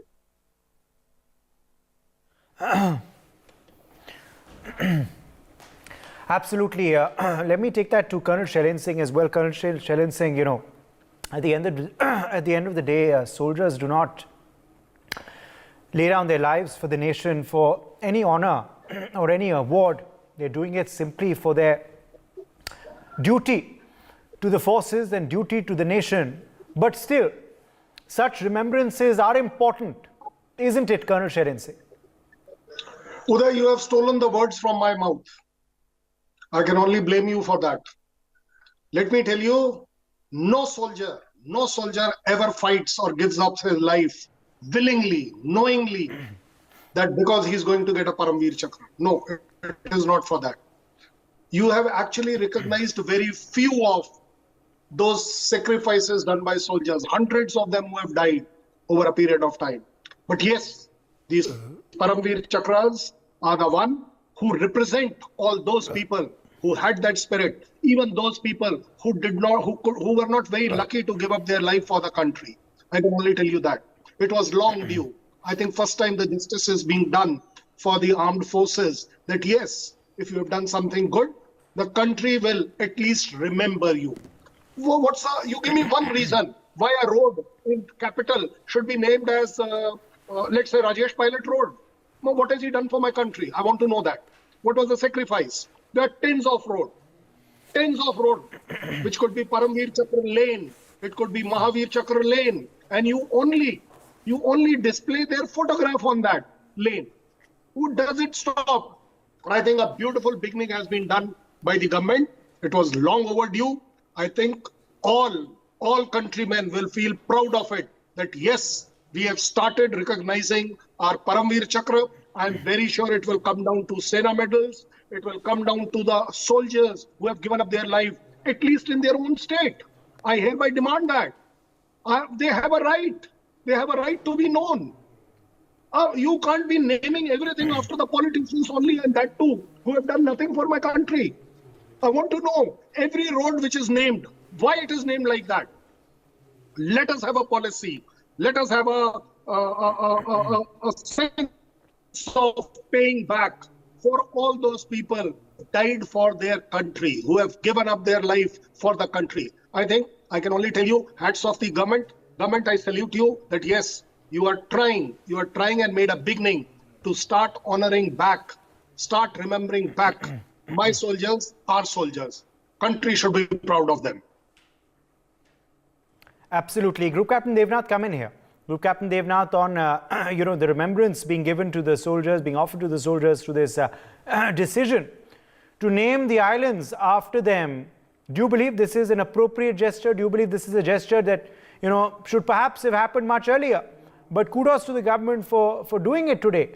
Group Captain Devnath on Parakram Divas.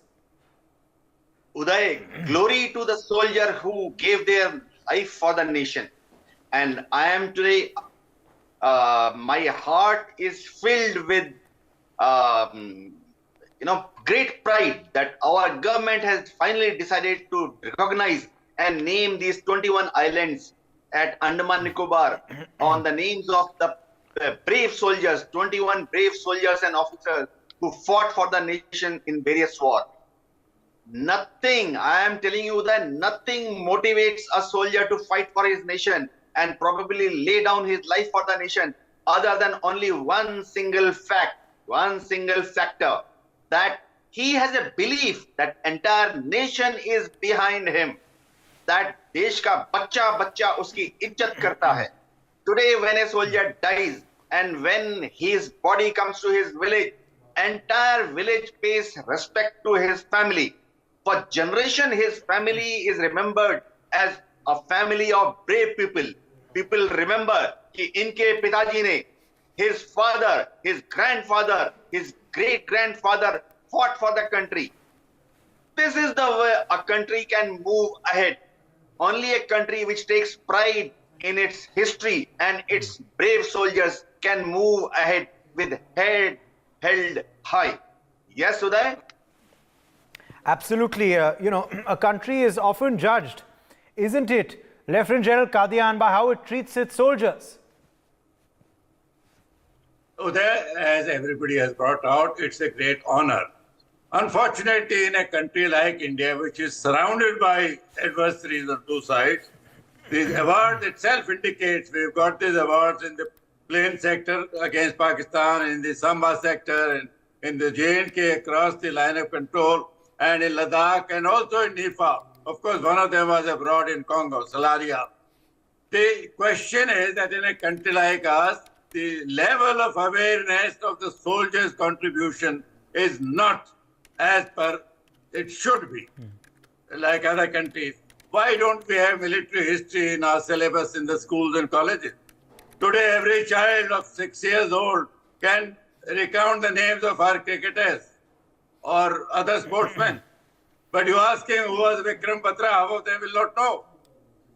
So therefore, this is a very good gesture on the part of the Prime Minister. But if these gestures are made in more visible places, those islands there are 838 islands, these are small rocky outcrops, nobody is going to read their names there. But they should be more visible. There should be more emphasis in keeping the country informed of what the soldiers have done in holding the country together and what the soldiers have contributed in ensuring that we enjoy a very peaceful and a life of comfort. So there's something more needs to be done. This is good that it has been done, but this is not all. We shouldn't stop there. The contribution, as I mentioned, there are various fields where every child grows up because of media visibility. These people are after a while forgotten. Even this island thing, after 2 days, nobody is going to visit those islands to read their nameplates. So we need to introduce either through lectures by veterans or through the syllabi in schools and colleges, the chapters on military history. How our heroes, the 21 and the many others who have contributed in the national security, keeping India safe and secure so that we enjoy the benefits of progress. Absolutely. Let me, in fact, bring back in Major General Dwivedi at this point. Major General Dwivedi, the fact also is that, this is coming on a day called Parakram Divas, which was also not observed till too long ago. It's also coming on a Divas, which finally now the country has started celebrating in great earnest. Absolutely, because these days, when we commemorate these days, well, it awakens, the sense of patriotism and also the sense of commitment to our brave hearts and also those who made a supreme sacrifice. And, as far as Netaji is concerned, his contribution was underplayed, under-recognized. And therefore, I think it's very befitting that we are giving due recognition to all those who otherwise were possibly under-recognized. And second issue is that, when you honor your soldiers, when you honor your heroes, and also the veterans, because veterans are the reflection of the soldiers in the society. And I remember in US, in veteran hospital where our daughter is a cardiologist, there's a very nice plaque which is on the veteran hospital, and that's where President George Washington, and he says that the future generation will be only that much motivated when we recognize the bravery of our heroes and of our veterans. So I think that this is a good beginning, and as I earlier also said, that in our country somehow we haven't had this culture of recognition of our soldiers, veterans, and also the heroes. Now this beginning is being made, and as General Kadia rightly said, we need to make it more visible, where in the important places, instead of having these statues of some politicians who may have also contributed, but someone who has given life definitely stand at much higher pedestal. And it should be done, and not only in the major cities, but also in the suburbs, in the towns, and in the villages from where the heroes come, so that this legacy goes on. I can only say that the nations which recognize their soldiers, which recognize the heroes, have a great future and also great legacy. Uday. Absolutely. But that would lead many to ask the question, Colonel Sharen Singh, for a nation which has fought so many wars and has, of course, the kind of neighbors that we do, why haven't we done more to honor and remember and commemorate our soldiers' valor? Ungratefulness. That is what our politicians are all about. We are now having a change. It's a good change, very good change. I'll just take a minute to amplify what Kadian sir was saying. Military history. I hope we did this program on your channel only. Who's Kipling? Kipling is a poet. What has he done? Nothing except that NCERT has included his poems in the schools. It's been on for days, years and years. What is the background of Kipling? He is the founder of General Dyer Appreciation Fund, to make General Dyer appreciation, because he did something fantastic in India. Oh my God. What about his human rights? What about the country's conduct when they were the occupying force here? The least NCERT can do is that rather than Kipling, I'll give you 10s and 20s of such Paramveer Chakras and the others, unsung heroes. Most important, Devedi sir, they didn't die. They knowingly died. They willingly died. They knew the consequences. They knew what is coming in front. If a politician dies, he doesn't die because of that. He dies for whatever reason by contributing. I don't mind that. All contributors to the country should be remembered. It is not an honor. It is to be remembered. We should be grateful to everybody. But you please prioritize for yourself. Who should be a priority one? The one who, knowing fully well while climbing Tiger Hill, knew that what is coming from the other side, knew that those bullets does not recognize anybody else or him, but he still carries on. Oh my God. I would like to see that politician coming up, but yes, I will go to Tiger Hill. I will go to Galwan. I will go to all those places where you see they come and sit here like somebody questioned today that we want the proof. Oh, you please go ahead. Go and search for your proof. Don't ask me. Don't ask your Indian army. Let that country have that faith in the country's army that we are the best. And how do we call it best? Anybody says that yes, there are only, we are surrounded by people. Oh, that gives me an opportunity to save you, to protect you, to give up my life. I am unlucky. I could not do it at Kargil. I am unlucky. I could not do it at Glacier. But that doesn't mean that those people who did it, they were anything less. Those people who didn't get Paramveer Chakra were anything less. I think let the government should be traveling in the right direction as what they are doing right now. Please go ahead. Please introduce it for the kids, children, society, so that they are able to remember. If today I can ask anybody, I dare challenge, they will not be able to tell me all the Paramveer Chakra names. The highest bravery award of the world. People may remember, yes, Bharat Ratna.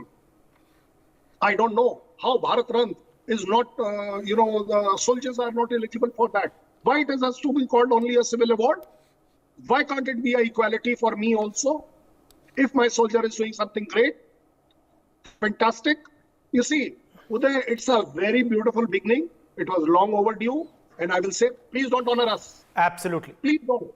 Just remember us. Yes, yes. Group Captain Devnath, last word to you. I'm almost out of time. Group Captain Devnath, quick last word. Uday, a great beginning has been made. As my co-panelists have said, nation must remember its war heroes because they will show to the future generation that remember your war heroes. They will provide the beacon. Head towards the beacon.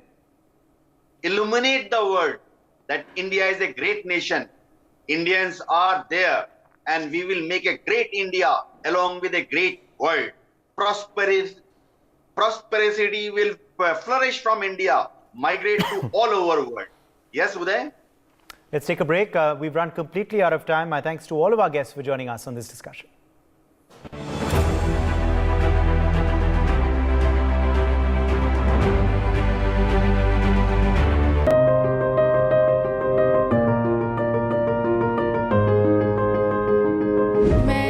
Medicine लेती हूँ इसकी और अपनी ना 4-5 बार दवाई लेगी 2-3 बारी पहले भी ये दवाई मैं इत्थों ले चुका हूँ फादर साहब जानते ने कोई तकलीफ होती है तो चले जाइए उतों पैसा कोई नहीं अक्सर फ्री होते हैं सब काम फ्री होता है वहाँ पे मैंने निकाला था नोट कहते नहीं लेना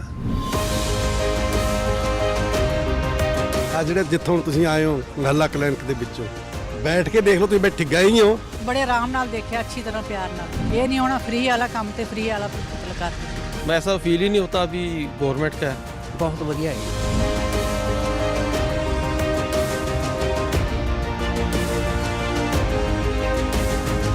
ਇਹੋ ਜਿਹਾ ਗਵਰਨਮੈਂਟ ਕੰਮ ਕਰਦੀ ਹੈ ਨਾ ਉਹ ਬਹੁਤ ਸ਼ਲਾਘਾਯੋਗ ਹੈ ਜੋ ਬੰਦਾ ਆਪਣੇ ਟੈਸਟ ਨਹੀਂ ਕਰਾ ਸਕਦਾ ਉਹ ਟੈਸਟ ਕਰਾ ਸਕਦਾ ਵਧੀਆ ਕੀਤਾ ਮੈਂ ਬਹੁਤ ਵਧੀਆ ਕੀਤਾ ਰਾਜੇ ਜਿਹੜੇ ਥਾਂ ਥਾਂ ਨੇ ਕਲੀਨਿਕ ਹੋਲ ਤੇ ਸਰਕਾਰੀ ਹਸਪਤਾਲ ਵੀ ਹੁਣ ਪੁੱਛ ਗਿੱਛ ਹੁੰਦੀ ਆ जब इनका ट्रीटमेंट ठीक है बिहेवियर ठीक है दैट्स व्हाई पीपल कम ये तो ग्रेटेस्ट है बहुत बड़ा काम है जितने भी लोगों से मैंने बात किया वो सभी खुश हैं और वो सभी अप्रिशिएट करते हैं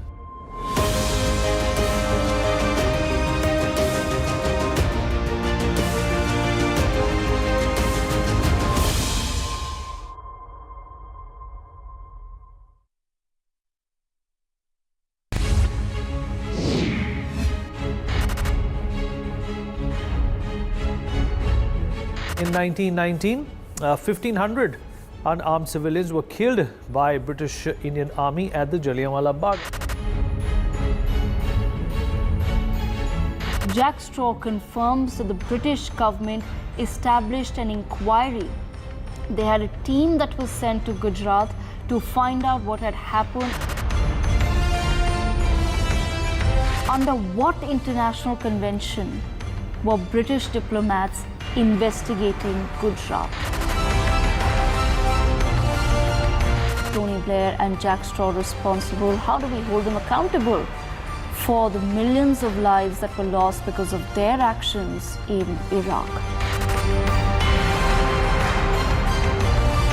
Should India now do the same and probe the many sins of the British?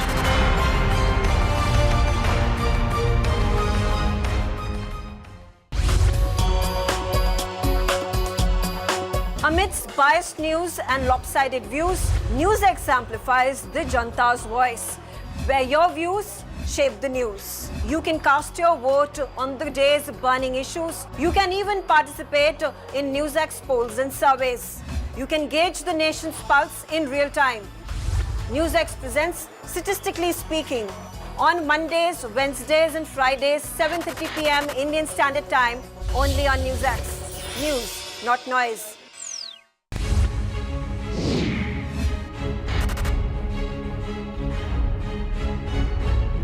In 1919, 1,500 unarmed civilians were killed by British Indian.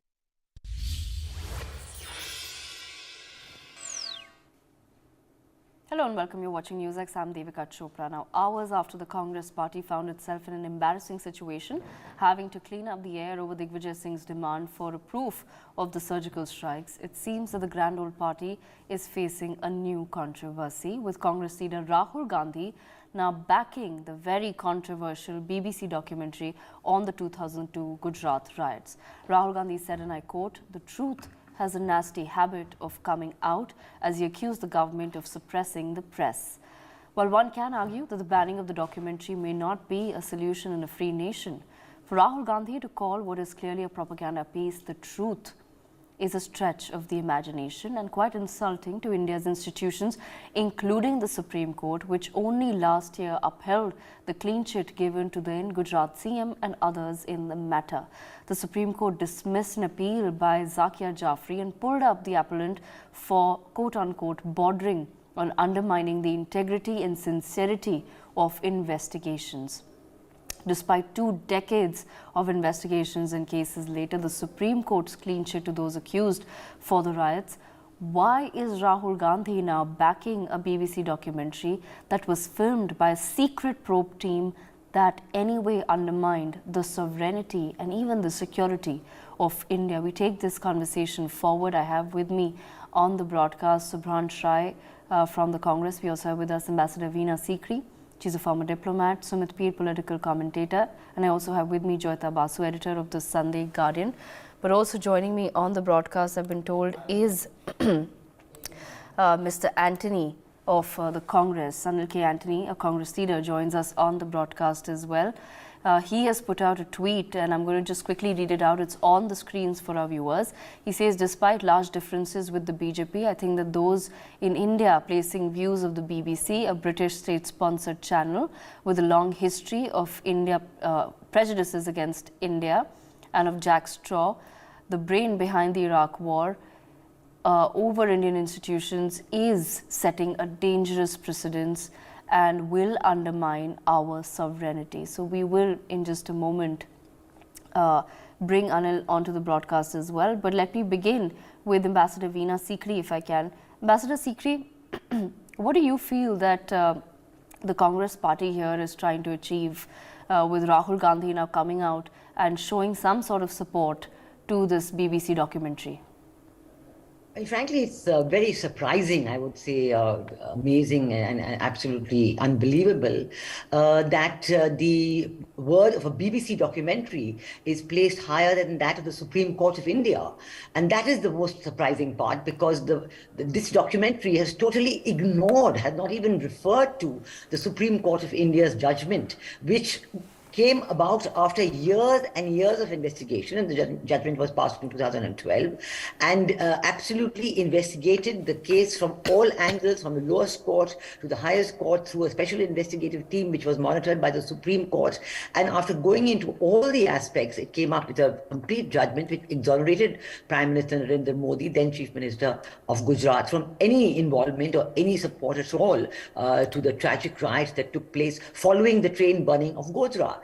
And you see now that in this BBC documentary, they have completely ignored the Supreme Court judgment. And in fact, Jack Straw, who is of course infamous for his support of the weapons of mass destruction theory in Iraq, which led to the invasion of Iraq, he has even come on a platform in India saying, oh, Gujarat train burning, that was an accident or something like that. So, I mean, this kind of direct interference in India's internal affairs, ignoring the judicial system, the highly respected, the highly globally respected judiciary of India, and all the beliefs. And I'm also very glad that in India, leading members of the Muslim community have come out and said categorically that they do not at all support the BBC documentary, trying to create a sense of perpetual victimhood for the Muslim community, and how under Prime Minister Narendra Modi, you have a complete moving ahead of all communities in all social welfare schemes, in all economic development, and moving ahead together, sabka saath, sabka vishwas, sabka prayas. And after this, to have a statement like this is amazing. On the other hand, you have a statement by the US State Department spokesman completely ignoring the BBC documentary, saying, I only believe in the shared democratic values between India and the US. We are both vibrant democracies. We have a tremendous cooperation, and we are moving ahead on that cooperation.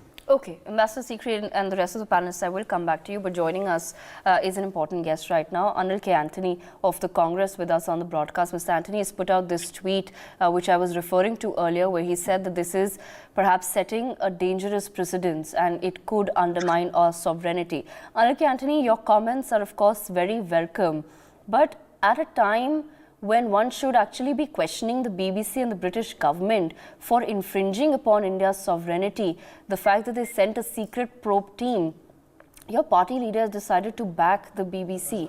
What exactly is, the game plan here? What does one get out of backing the BBC? Thank you for the question. So I would like to compartmentalize this question in various manners. So first of all, I did put a tweet in the morning and my views are very clear. There is, as far as the broader aspects are concerned, like I don't disagree with my party in any manner, like there is no disagreements or we are in the same view. But like I mentioned, end of the day, what happened in Gujarat 20 years back is one of the saddest, darkest incidents in this country, but we are a country with our own institutions, our own judiciary, we have our own institutions. We are a sovereign country, and at the end of the day,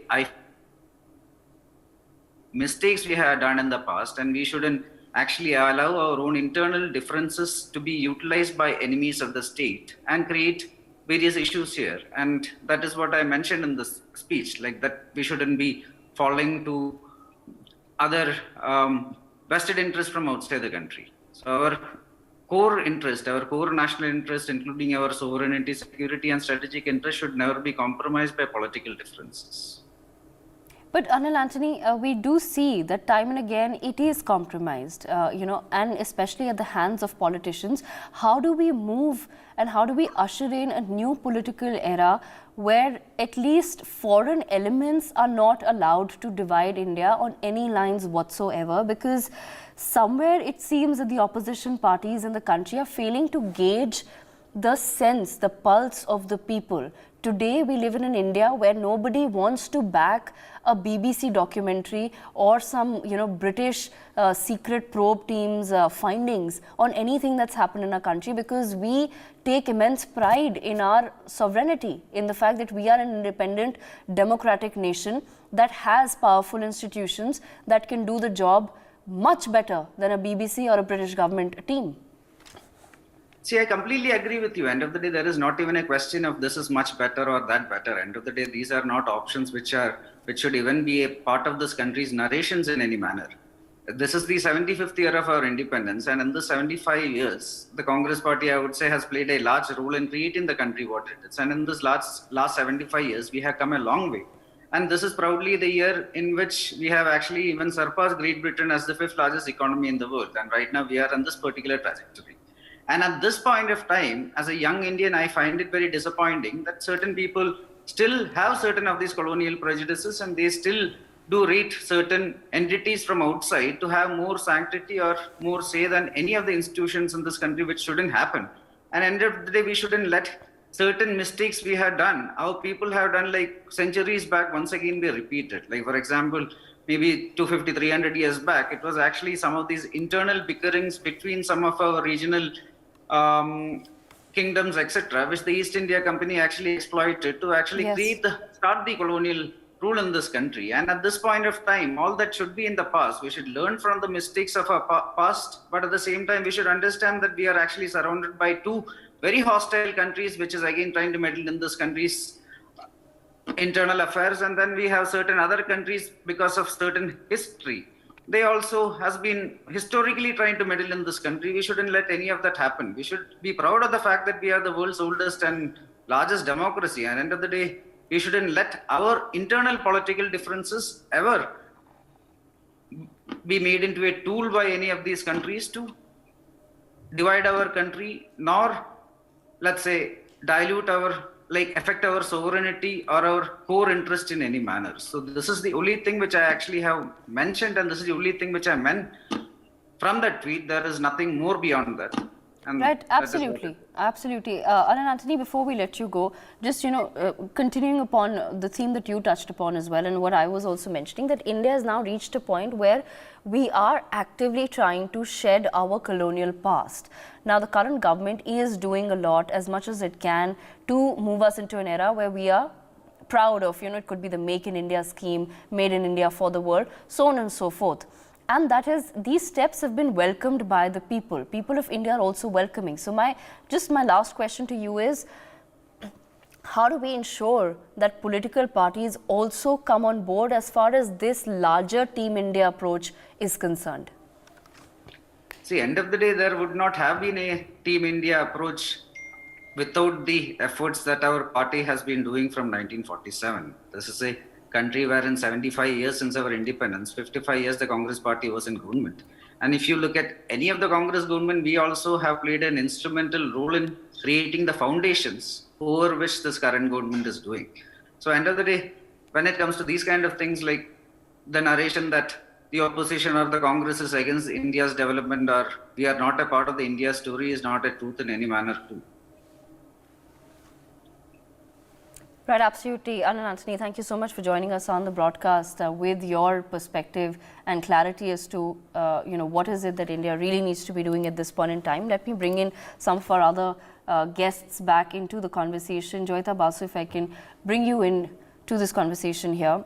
Anand Anthony also says that a dangerous precedent is being set. Clearly, we can't allow our own opposition parties. It's one thing when you say that, okay, don't ban the documentary, that you want to support free speech, etc., etc. But it's another thing altogether when you say that the truth is finally out, that the truth has a nasty habit of coming out. Well, I think Mr. Rahul Gandhi has forgotten that it was his party's government that was in power for 10 years when the investigative system controlled by his party's government made Mr. Modi go through, they put him through a very rigorous investigation, including, say, for example, for that matter, CBI investigated him and probed him and interrogated him for hours, 9-10 hours every day, and he submitted himself to that kind of interrogation. So you see, it was during his party's government, I'm talking about Mr. Rahul Gandhi, of course, it was during his party's government that all sorts of theories were floated, all sorts of conspiracy theories were floated about Mr. Modi, about the so-called, Hindutva brigade, about all sorts of things we saw. People were put in jail sometimes. Later they were kind of acquitted and released, saying that all these trumped up charges and all had been put up against them. So you see, in those 10 years, it was Rahul Gandhi's party, his government that was behind Mr. Modi's investigation. Why is it that Mr. Rahul Gandhi does not have faith in what its government did, his party's government did? They couldn't find a shred of evidence against Mr. Modi. And the fact of the matter is that the whole legal process has been kind of trolled because of this. And the thing is, Supreme Court also gave him a clean chit. The investigation was also conducted by a Supreme Court appointed SIT. You see, if our parties, politics is fine, but opposition for the sake of opposing for the sake of opposition is not always good for the country, and especially when it comes to the outside world, we need to sometimes put up a united face. Just the way this thing we are talking about, when it is about national interest, because what BBC is doing, they are not just hitting at one particular individual, they are questioning our system, they are questioning our judicial system's work, they are casting aspersions on us, saying that this country's investigation system cannot be trusted, they are as good as or as bad as any banana republic where the judiciary is compromised, where politicians are compromised. So it's a very colonial view of what they are taking of India. So frankly, this is actually very harmful for they are basically trying to portray a very harmful, India as a harmful, regressive country. And this is clearly, of course, Jyoti, this is not an attempt to really bring out the truth by the BBC, right? All of us know that this is a propaganda piece. The timing, the message, the sort of people who've been interviewed, everything about it reeks of propaganda.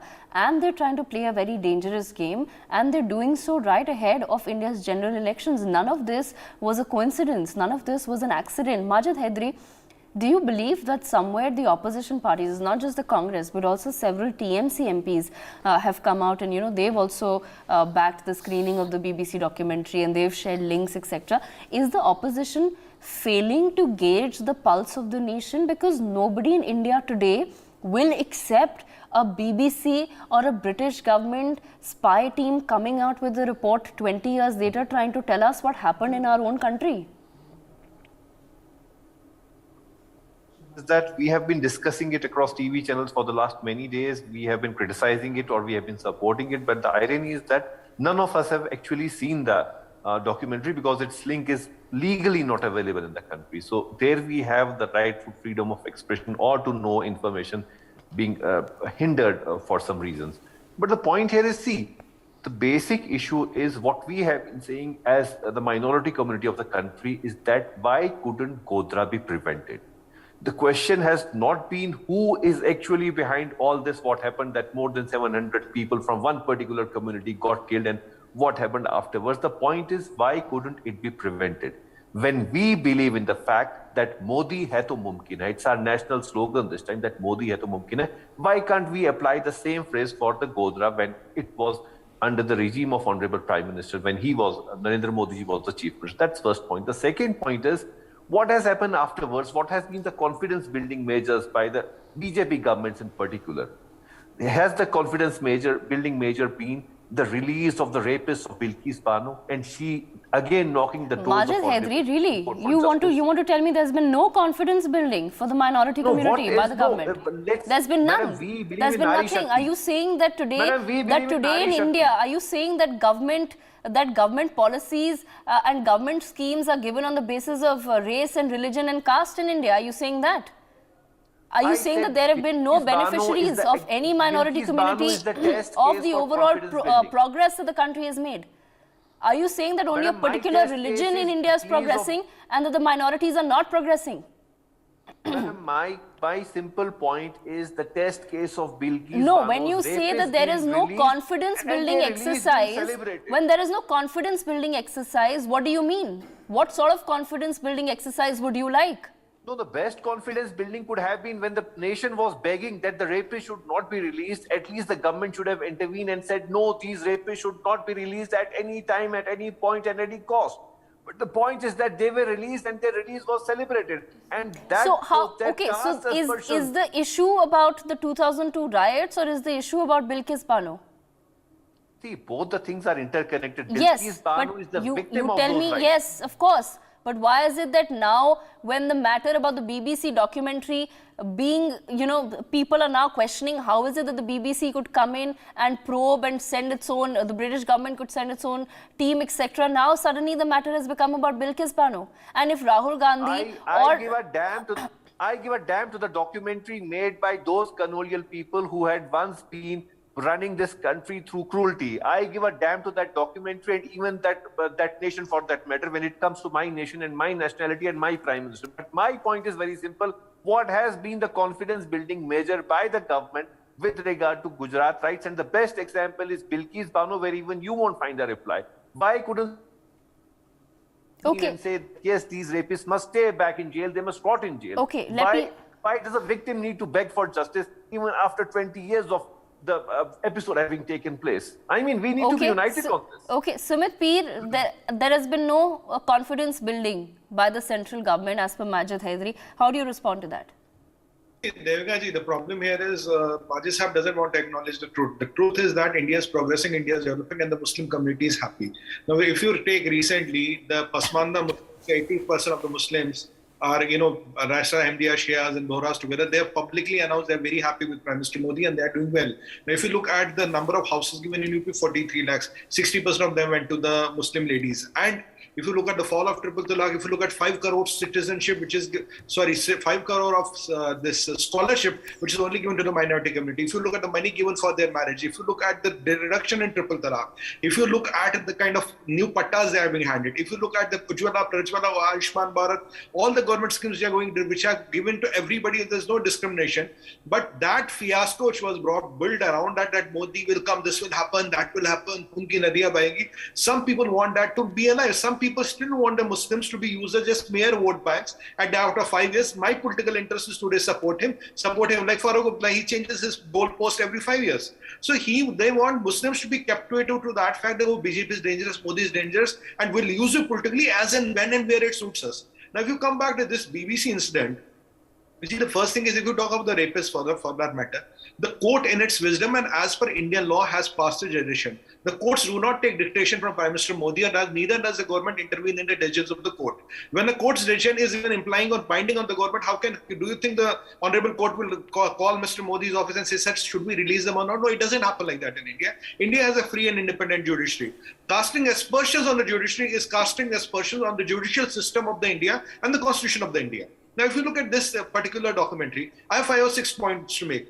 Two-thirds of the time, it was UP or Congress government. What did they do? Nothing. Teesta Sehtal Ward was given 7 crore rupees of donation from the Ministry of UPA1, UPA2 for her NGO under some NCIT scheme. 2.3 crore she splurged on yachts and luxury trips and all that, which is on record. The Honorable Supreme Court on record says she should be arrested for playing with the emotions of the people and concocting cases and evidences. That is the Honorable Supreme Court. Now, Sri Kumar, again arrested, was recently released. Matthews, again arrested. Sanjeev Bhatt is still in jail. All the players who created this cabal were still in jail. Now, are you telling that this now coming to the UPA1, UPA2, your government was there? Are you saying that my government was completely, completely lame duck? They had no idea. This is exactly what Congress does. Congress is master in shooting itself in the foot, what they did in the case of we're discussing the last debate on the surgical strikes. They're again doing the same. They're giving legitimacy to a BBC who is nobody. And what does the Rishi Sunak say? Rishi Sunak, the Prime Minister of United Kingdom, who pays the bills and salaries of people in BBC, when Pakistani origin MP tried to start this in British Parliament, Rishi Sunak says, I do not agree with you. In a way, it's go to hell. I don't agree with you. He rubbished everything. The owner, the person who pays the bills of BBC, the country who pays the bills of BBC, the Prime Minister who pays the bills of BBC, said, I do not agree to it. And here our people are towing the line of ISPR, are towing the line of Pakistan. And how come this Pakistani MP there, ISPR's line here, and some people here, they're all in the same sink. They seem all agree to this angle. Nobody else seems. What is the law? Okay, Sumit, let me let Subhransh Rai of the Congress now respond to your statement. Subhransh Rai, the basic question that everybody is asking is that was the BBC or the British government spy team so much better at doing the job that their findings are actually better than what our own investigation agencies have found in the past 2 decades, and something that has been upheld by the Supreme Court of India as well? Given the fact that it was the Congress party that was in power for how long? Devika, before 2014, Chief Minister Narendra Modi has only trust with BBC. He has no faith with Doordarshan or Akashvani or any XYZ platform. It is written and mentioned by Chief Minister Narendra Modi tweet. Hope clear for everybody, number one. Number two, it's hardly matter. BBC has whatever is shown, either it's a documentary, either you can say propaganda. Nation don't see, no one knows. पता नहीं उसमें ऐसा क्या था कि you blocked from all social platforms, you blocked from Twitter, you blocked from YouTube, you blocked from Facebook. ऐसा क्या था उसमें? Subhransh, many governments actually. One second. I'll give you an opportunity. I will give you an opportunity, but you also need to understand that several governments do exercise their right to ban any material that they may feel harm the social fabric of the nation. You also come for agenda. Please listen first. मैंने इतनी देर से सुना ना from last 26 minutes. Please सुनिए आप. नरेंद्र मोदी जी कहते हैं कि सिर्फ बीबीसी पे मैं ट्रस्ट करता हूं. ये मैं नहीं कह रहा हूं. वो कहते हैं. प्राइम मिनिस्टर नरेंद्र मोदी जब चीफ मिनिस्टर नरेंद्र मोदी थे तो वो ट्रस्ट करते थे सिर्फ बीबीसी पे, वो डीडी पे नहीं करते. आखिर उस मैडम प्लीज बोलने दीजिए. Okay, let's say he's had a change of heart. Okay, let's say he's had a change of heart. Then now what? No, madam, I'm very much aware what I answer. Please listen first. मुझे नहीं पता कि उस documentary में ऐसा क्या है जिसको हर प्लेटफॉर्म से ब्लॉक करने की जरूरत पड़ गई. Do you have idea? And number two, you have used a very beautiful word called spy team from BBC come to suit the things. No, it was a spy team of the British government, not from the BBC. Madam तो BBC की spy team ने shoot किया ना, वो हमारी media भी करती. Sting operation आप उसको बोलते हो हिंदी इंग्लिश में. हमने स्टिंग किया तो आप भी करते. It is a part of your journalism. It is a part of your journalism because you want to sell your news. Okay, Joyita Basu, how would the... No, Subhransha, you've raised a very pertinent question, right? That this is what we do. That journalists carry out sting operations. Joyita Basu, how would the United Kingdom government respond if we were to go and conduct an investigation into any riot that happened in London? Well, the thing is, you see, when we are talking about investigation, I was watching Mr. Jack Straw's interview taken by an Indian journalist. And you know, when he was constantly being asked about what investigation, all that he could come up with was, you know, it was being said on the ground. You know, our people found out it was being said on the ground. This was being said and that was being said. I mean, is that an investigation or is it basically a collation of some sound bites and just pass it off as an investigation and kind of damn a person by saying, oh, the rumor there is this man is involved in the riot. Okay, that group is saying this person is involved in the riot. There is no proof. You have not been able to, even that British so-called investigation, which they had no business carrying out because it was interference in our affairs, the internal matters of a country. The thing is, you see, they could not get anything. It was basically all hearsay and rumors and charges. So on the basis of that, how can you damn a person for the rest of his life or his or her life? And that is what exactly he is doing. And that is what, you know, when we are talking about investigation, you mean to say the Supreme Court appointed SIT at a time when Congress was in power for 10 years, it did not do its job. At a time when Congress was trying very hard to pin Mr. Modi down, that, you know, why wasn't it able to do it? Okay, Subhransha, how do you respond? You've heard Joyita Basu, how do you respond? And in single one line, this is a documentary, our propaganda. Nation don't know, till now they watch. It is that much sensitive. The government of India, Modi government, blocked from all platforms. It's Joyita answer better because I don't know. Is your problem with the documentary being banned, or with your leader coming out and saying that the documentary is the truth? What is the issue? If you say it is propaganda, sometimes things. Can I make a point? Yes, I'll give everybody a chance. Mr. Subhranshu Roy, is your problem with the fact that the documentary has been banned in India, or is your problem with the fact that your leader is coming out and saying that this is the truth? Because Prime Minister Narendra Modi before 2014, they don't trust on NewsX and India News.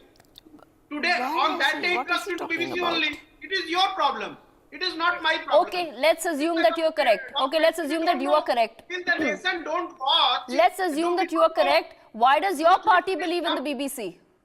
No, it is mentioned by Prime Minister. It is mentioned by. So you will always follow whatever the Prime Minister has to say. He has only trust. The Congress party follows what the Prime Minister has to say. And he quoted multiple times कि देश के लोगों को तो सिर्फ BBC. Subhranshu Roy, what is your point? Do you want that the documentary should not have been banned and the screening should be allowed? Because the problem here is that your leader, has Rahul Gandhi seen the documentary? Yes. My point is. One second, let me ask you. Let me. You were asking me, right? You are asking me that none of us have seen the documentary. The government must go into the court against the BBC and the person who are. Okay, fine. So, Subhranshu Roy, let me ask you a simple question.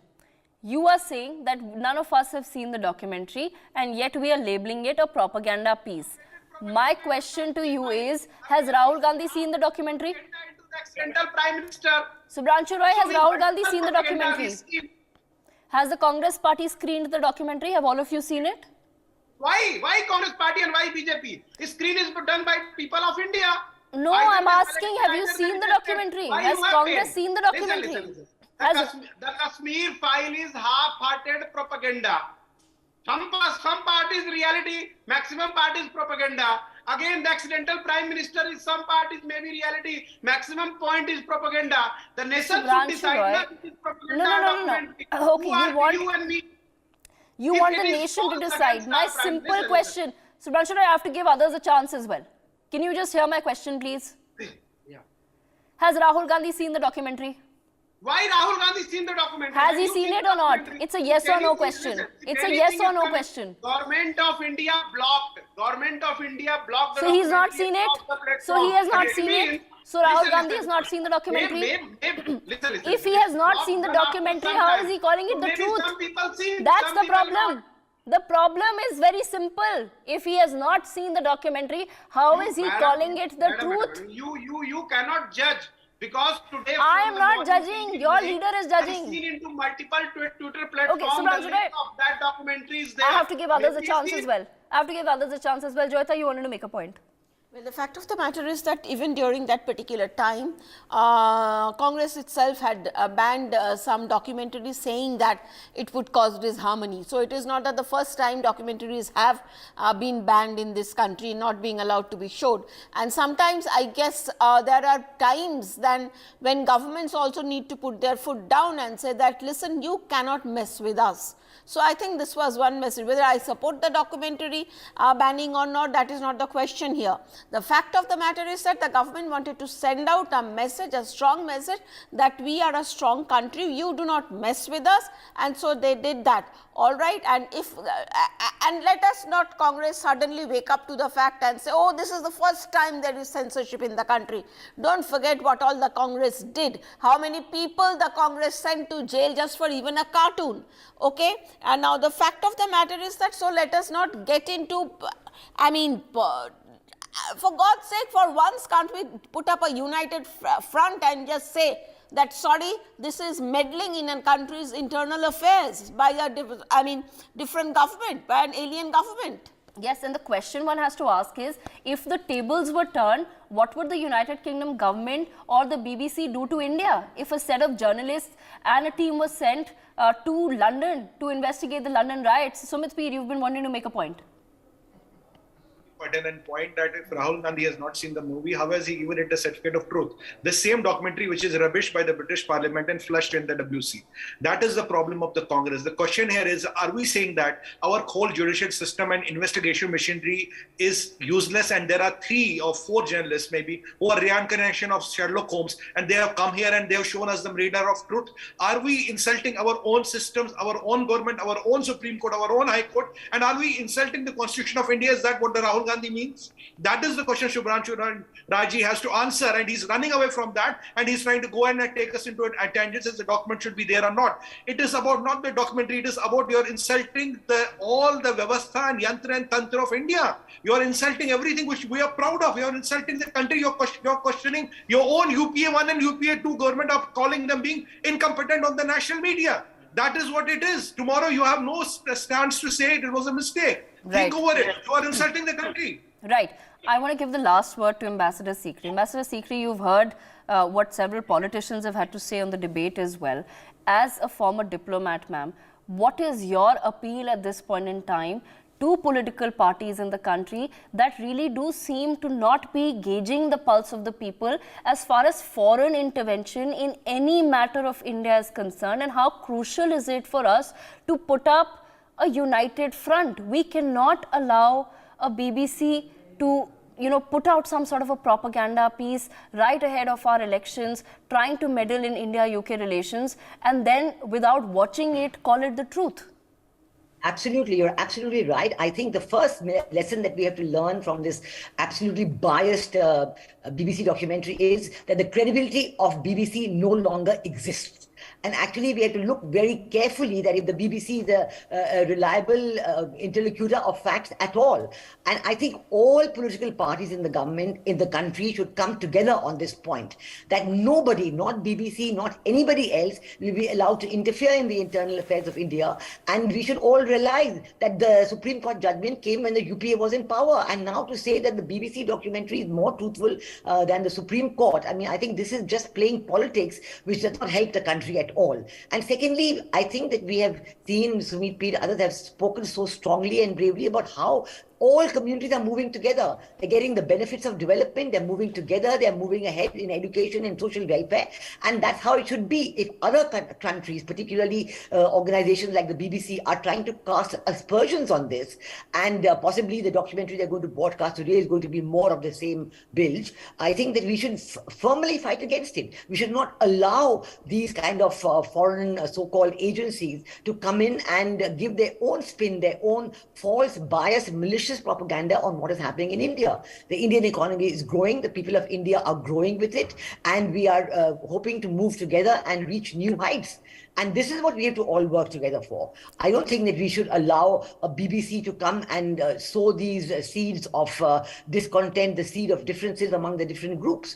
I think we have to all come together and oppose any such attempt by the BBC. Today it's the BBC, tomorrow it will be some other organization, some other agency. So we have to, the action taken by the government is correct in that the message that has gone out to the BBC is absolutely correct. And there are so many points on which the documentary can be completely flawed, it can be completely discredited. It is a false propaganda. It is a completely discredited documentary because it doesn't take account of the facts.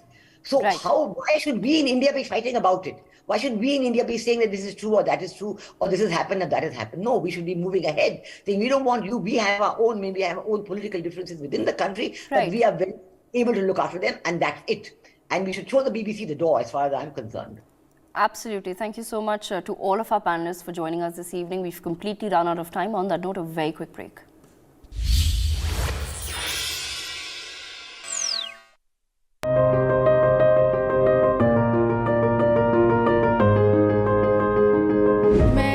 Medicine लेती हूँ इसकी और अपनी ना 4-5 बार दवाई लेगी 2-3 बारी पहले भी ये दवाई मैं इत्थों ले चुका फादर साहब जानते ने कोई तकलीफ होती है तो चले जाइए उतों पैसा कोई नहीं अक्सर फ्री होते हैं सब काम फ्री होता है वहाँ पे मैंने निकाला था नोट कहते नहीं लेना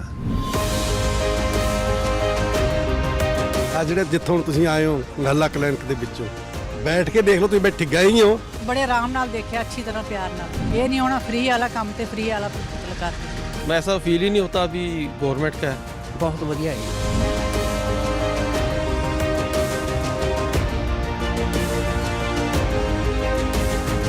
ਇਹੋ ਜਿਹਾ ਗਵਰਨਮੈਂਟ ਕੰਮ ਕਰਦੀ ਹੈ ਨਾ ਉਹ ਬਹੁਤ ਸ਼ਲਾਘਾਯੋਗ ਹੈ ਜੋ ਬੰਦਾ ਆਪਣੇ ਟੈਸਟ ਨਹੀਂ ਕਰਾ ਸਕਦਾ ਉਹ ਟੈਸਟ ਕਰਾ ਸਕਦਾ ਵਧੀਆ ਕੀਤਾ ਬਹੁਤ ਵਧੀਆ ਕੀਤਾ ਰਾਜੇ ਜਿਹੜੇ ਥਾਂ ਨੇ ਕਲੀਨਿਕ ਕੋਲ ਤੇ ਸਰਕਾਰੀ ਹਸਪਤਾਲ ਵੀ ਹੁਣ ਪੁੱਛ ਗਿੱਛ ਹੁੰਦੀ ਆ जब इनका ट्रीटमेंट ठीक है बिहेवियर ठीक है दैट्स व्हाई पीपल कम ये तो ग्रेटेस्ट है बहुत बड़ा काम है जितने भी लोगों से मैंने बात किया वो सभी खुश हैं और वो सभी अप्रिशिएट करते हैं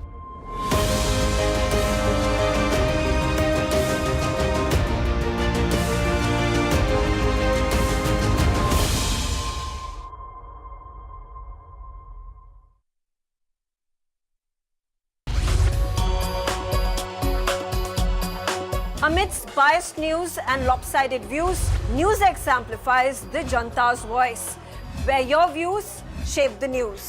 You can cast your vote on the day's burning issues. You can even participate in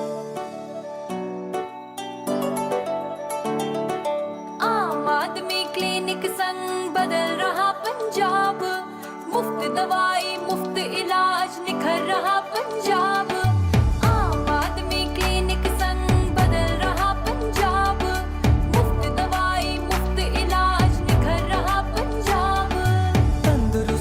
सारे और कोई ना हो बीमार सबका इलाज होगा कोई ना रहे बेइलाज दो कदम दुनिया से आगे पंजाब ने झंडे गाड़े दो कदम दुनिया से आगे पंजाब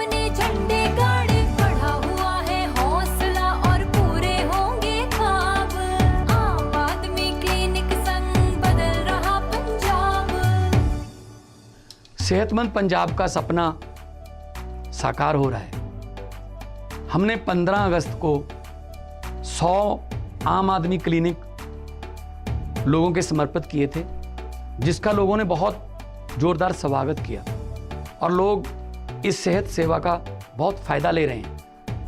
7.5 लाख से ज़्यादा मरीज जो हैं वो यहाँ से दवाई लेके ठीक हो चुके हैं, ओपीडी का फायदा ले चुके हैं और 1 लाख से ज़्यादा टेस्ट जो कि बिल्कुल मुफ्त हैं, फ्री हैं, वो यहाँ हो चुके हैं इन क्लिनिकों में। मुझे बताते हुए बड़ी खुशी हो रही है कि 27 जनवरी को 500 और मोहल्ला क्लिनिक लोगों के समर्पित किए जा रहे हैं, ताकि रंगला पंजाब की जो हमारी नीति है, जो रंगला पंजाब बनाने का हमारा सपना है, उसमें सेहतमंद पंजाब भी शामिल रहे। मुफ्त दवाई मुफ्त इलाज निखर रहा Punjab.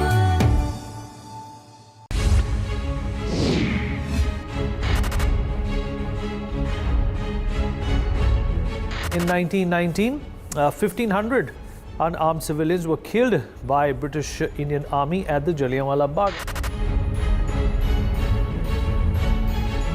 Jack Straw confirms that the British government established an inquiry. They had a team that was sent to Gujarat to find out what had happened. Under what international convention were British diplomats investigating Gujarat?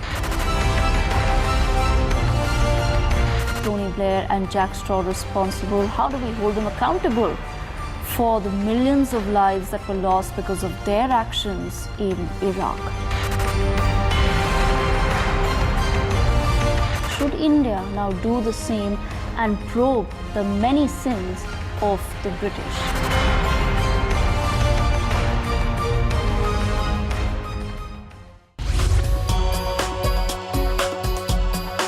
Amidst biased news and lopsided views, NewsX amplifies the Janta's voice, where your views shape the news. You can cast your vote on the day's burning issues. You can even participate in NewsX polls and surveys.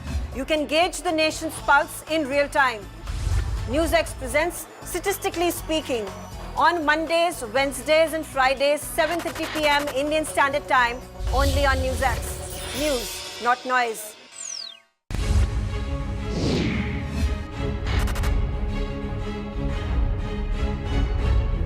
In 1919, 1,500 unarmed civilians were killed by British Indian Army at the Jallianwala Bagh. Jack Straw confirms that the British government established an inquiry. They had a team that was sent to Gujarat to find out what had happened.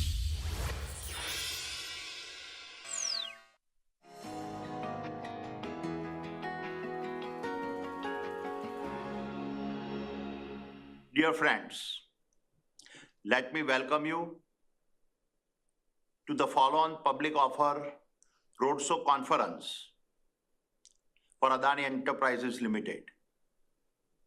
The year 2022 tested the resilience of all companies. While we faced our own headwinds, we were one of the few companies that withstood the market turbulence and emerged stronger. The results we have delivered are a testimony to the strategy we have embarked on, the faith our customers, and the strength of our management team. Sitting at the core of our future growth plans is Adani Enterprises, the entity that has incubated several of the market-leading businesses that today make up the Adani Group's portfolio of publicly traded companies. The business model that Adani Enterprises has established and refined over the past 30 years has allowed us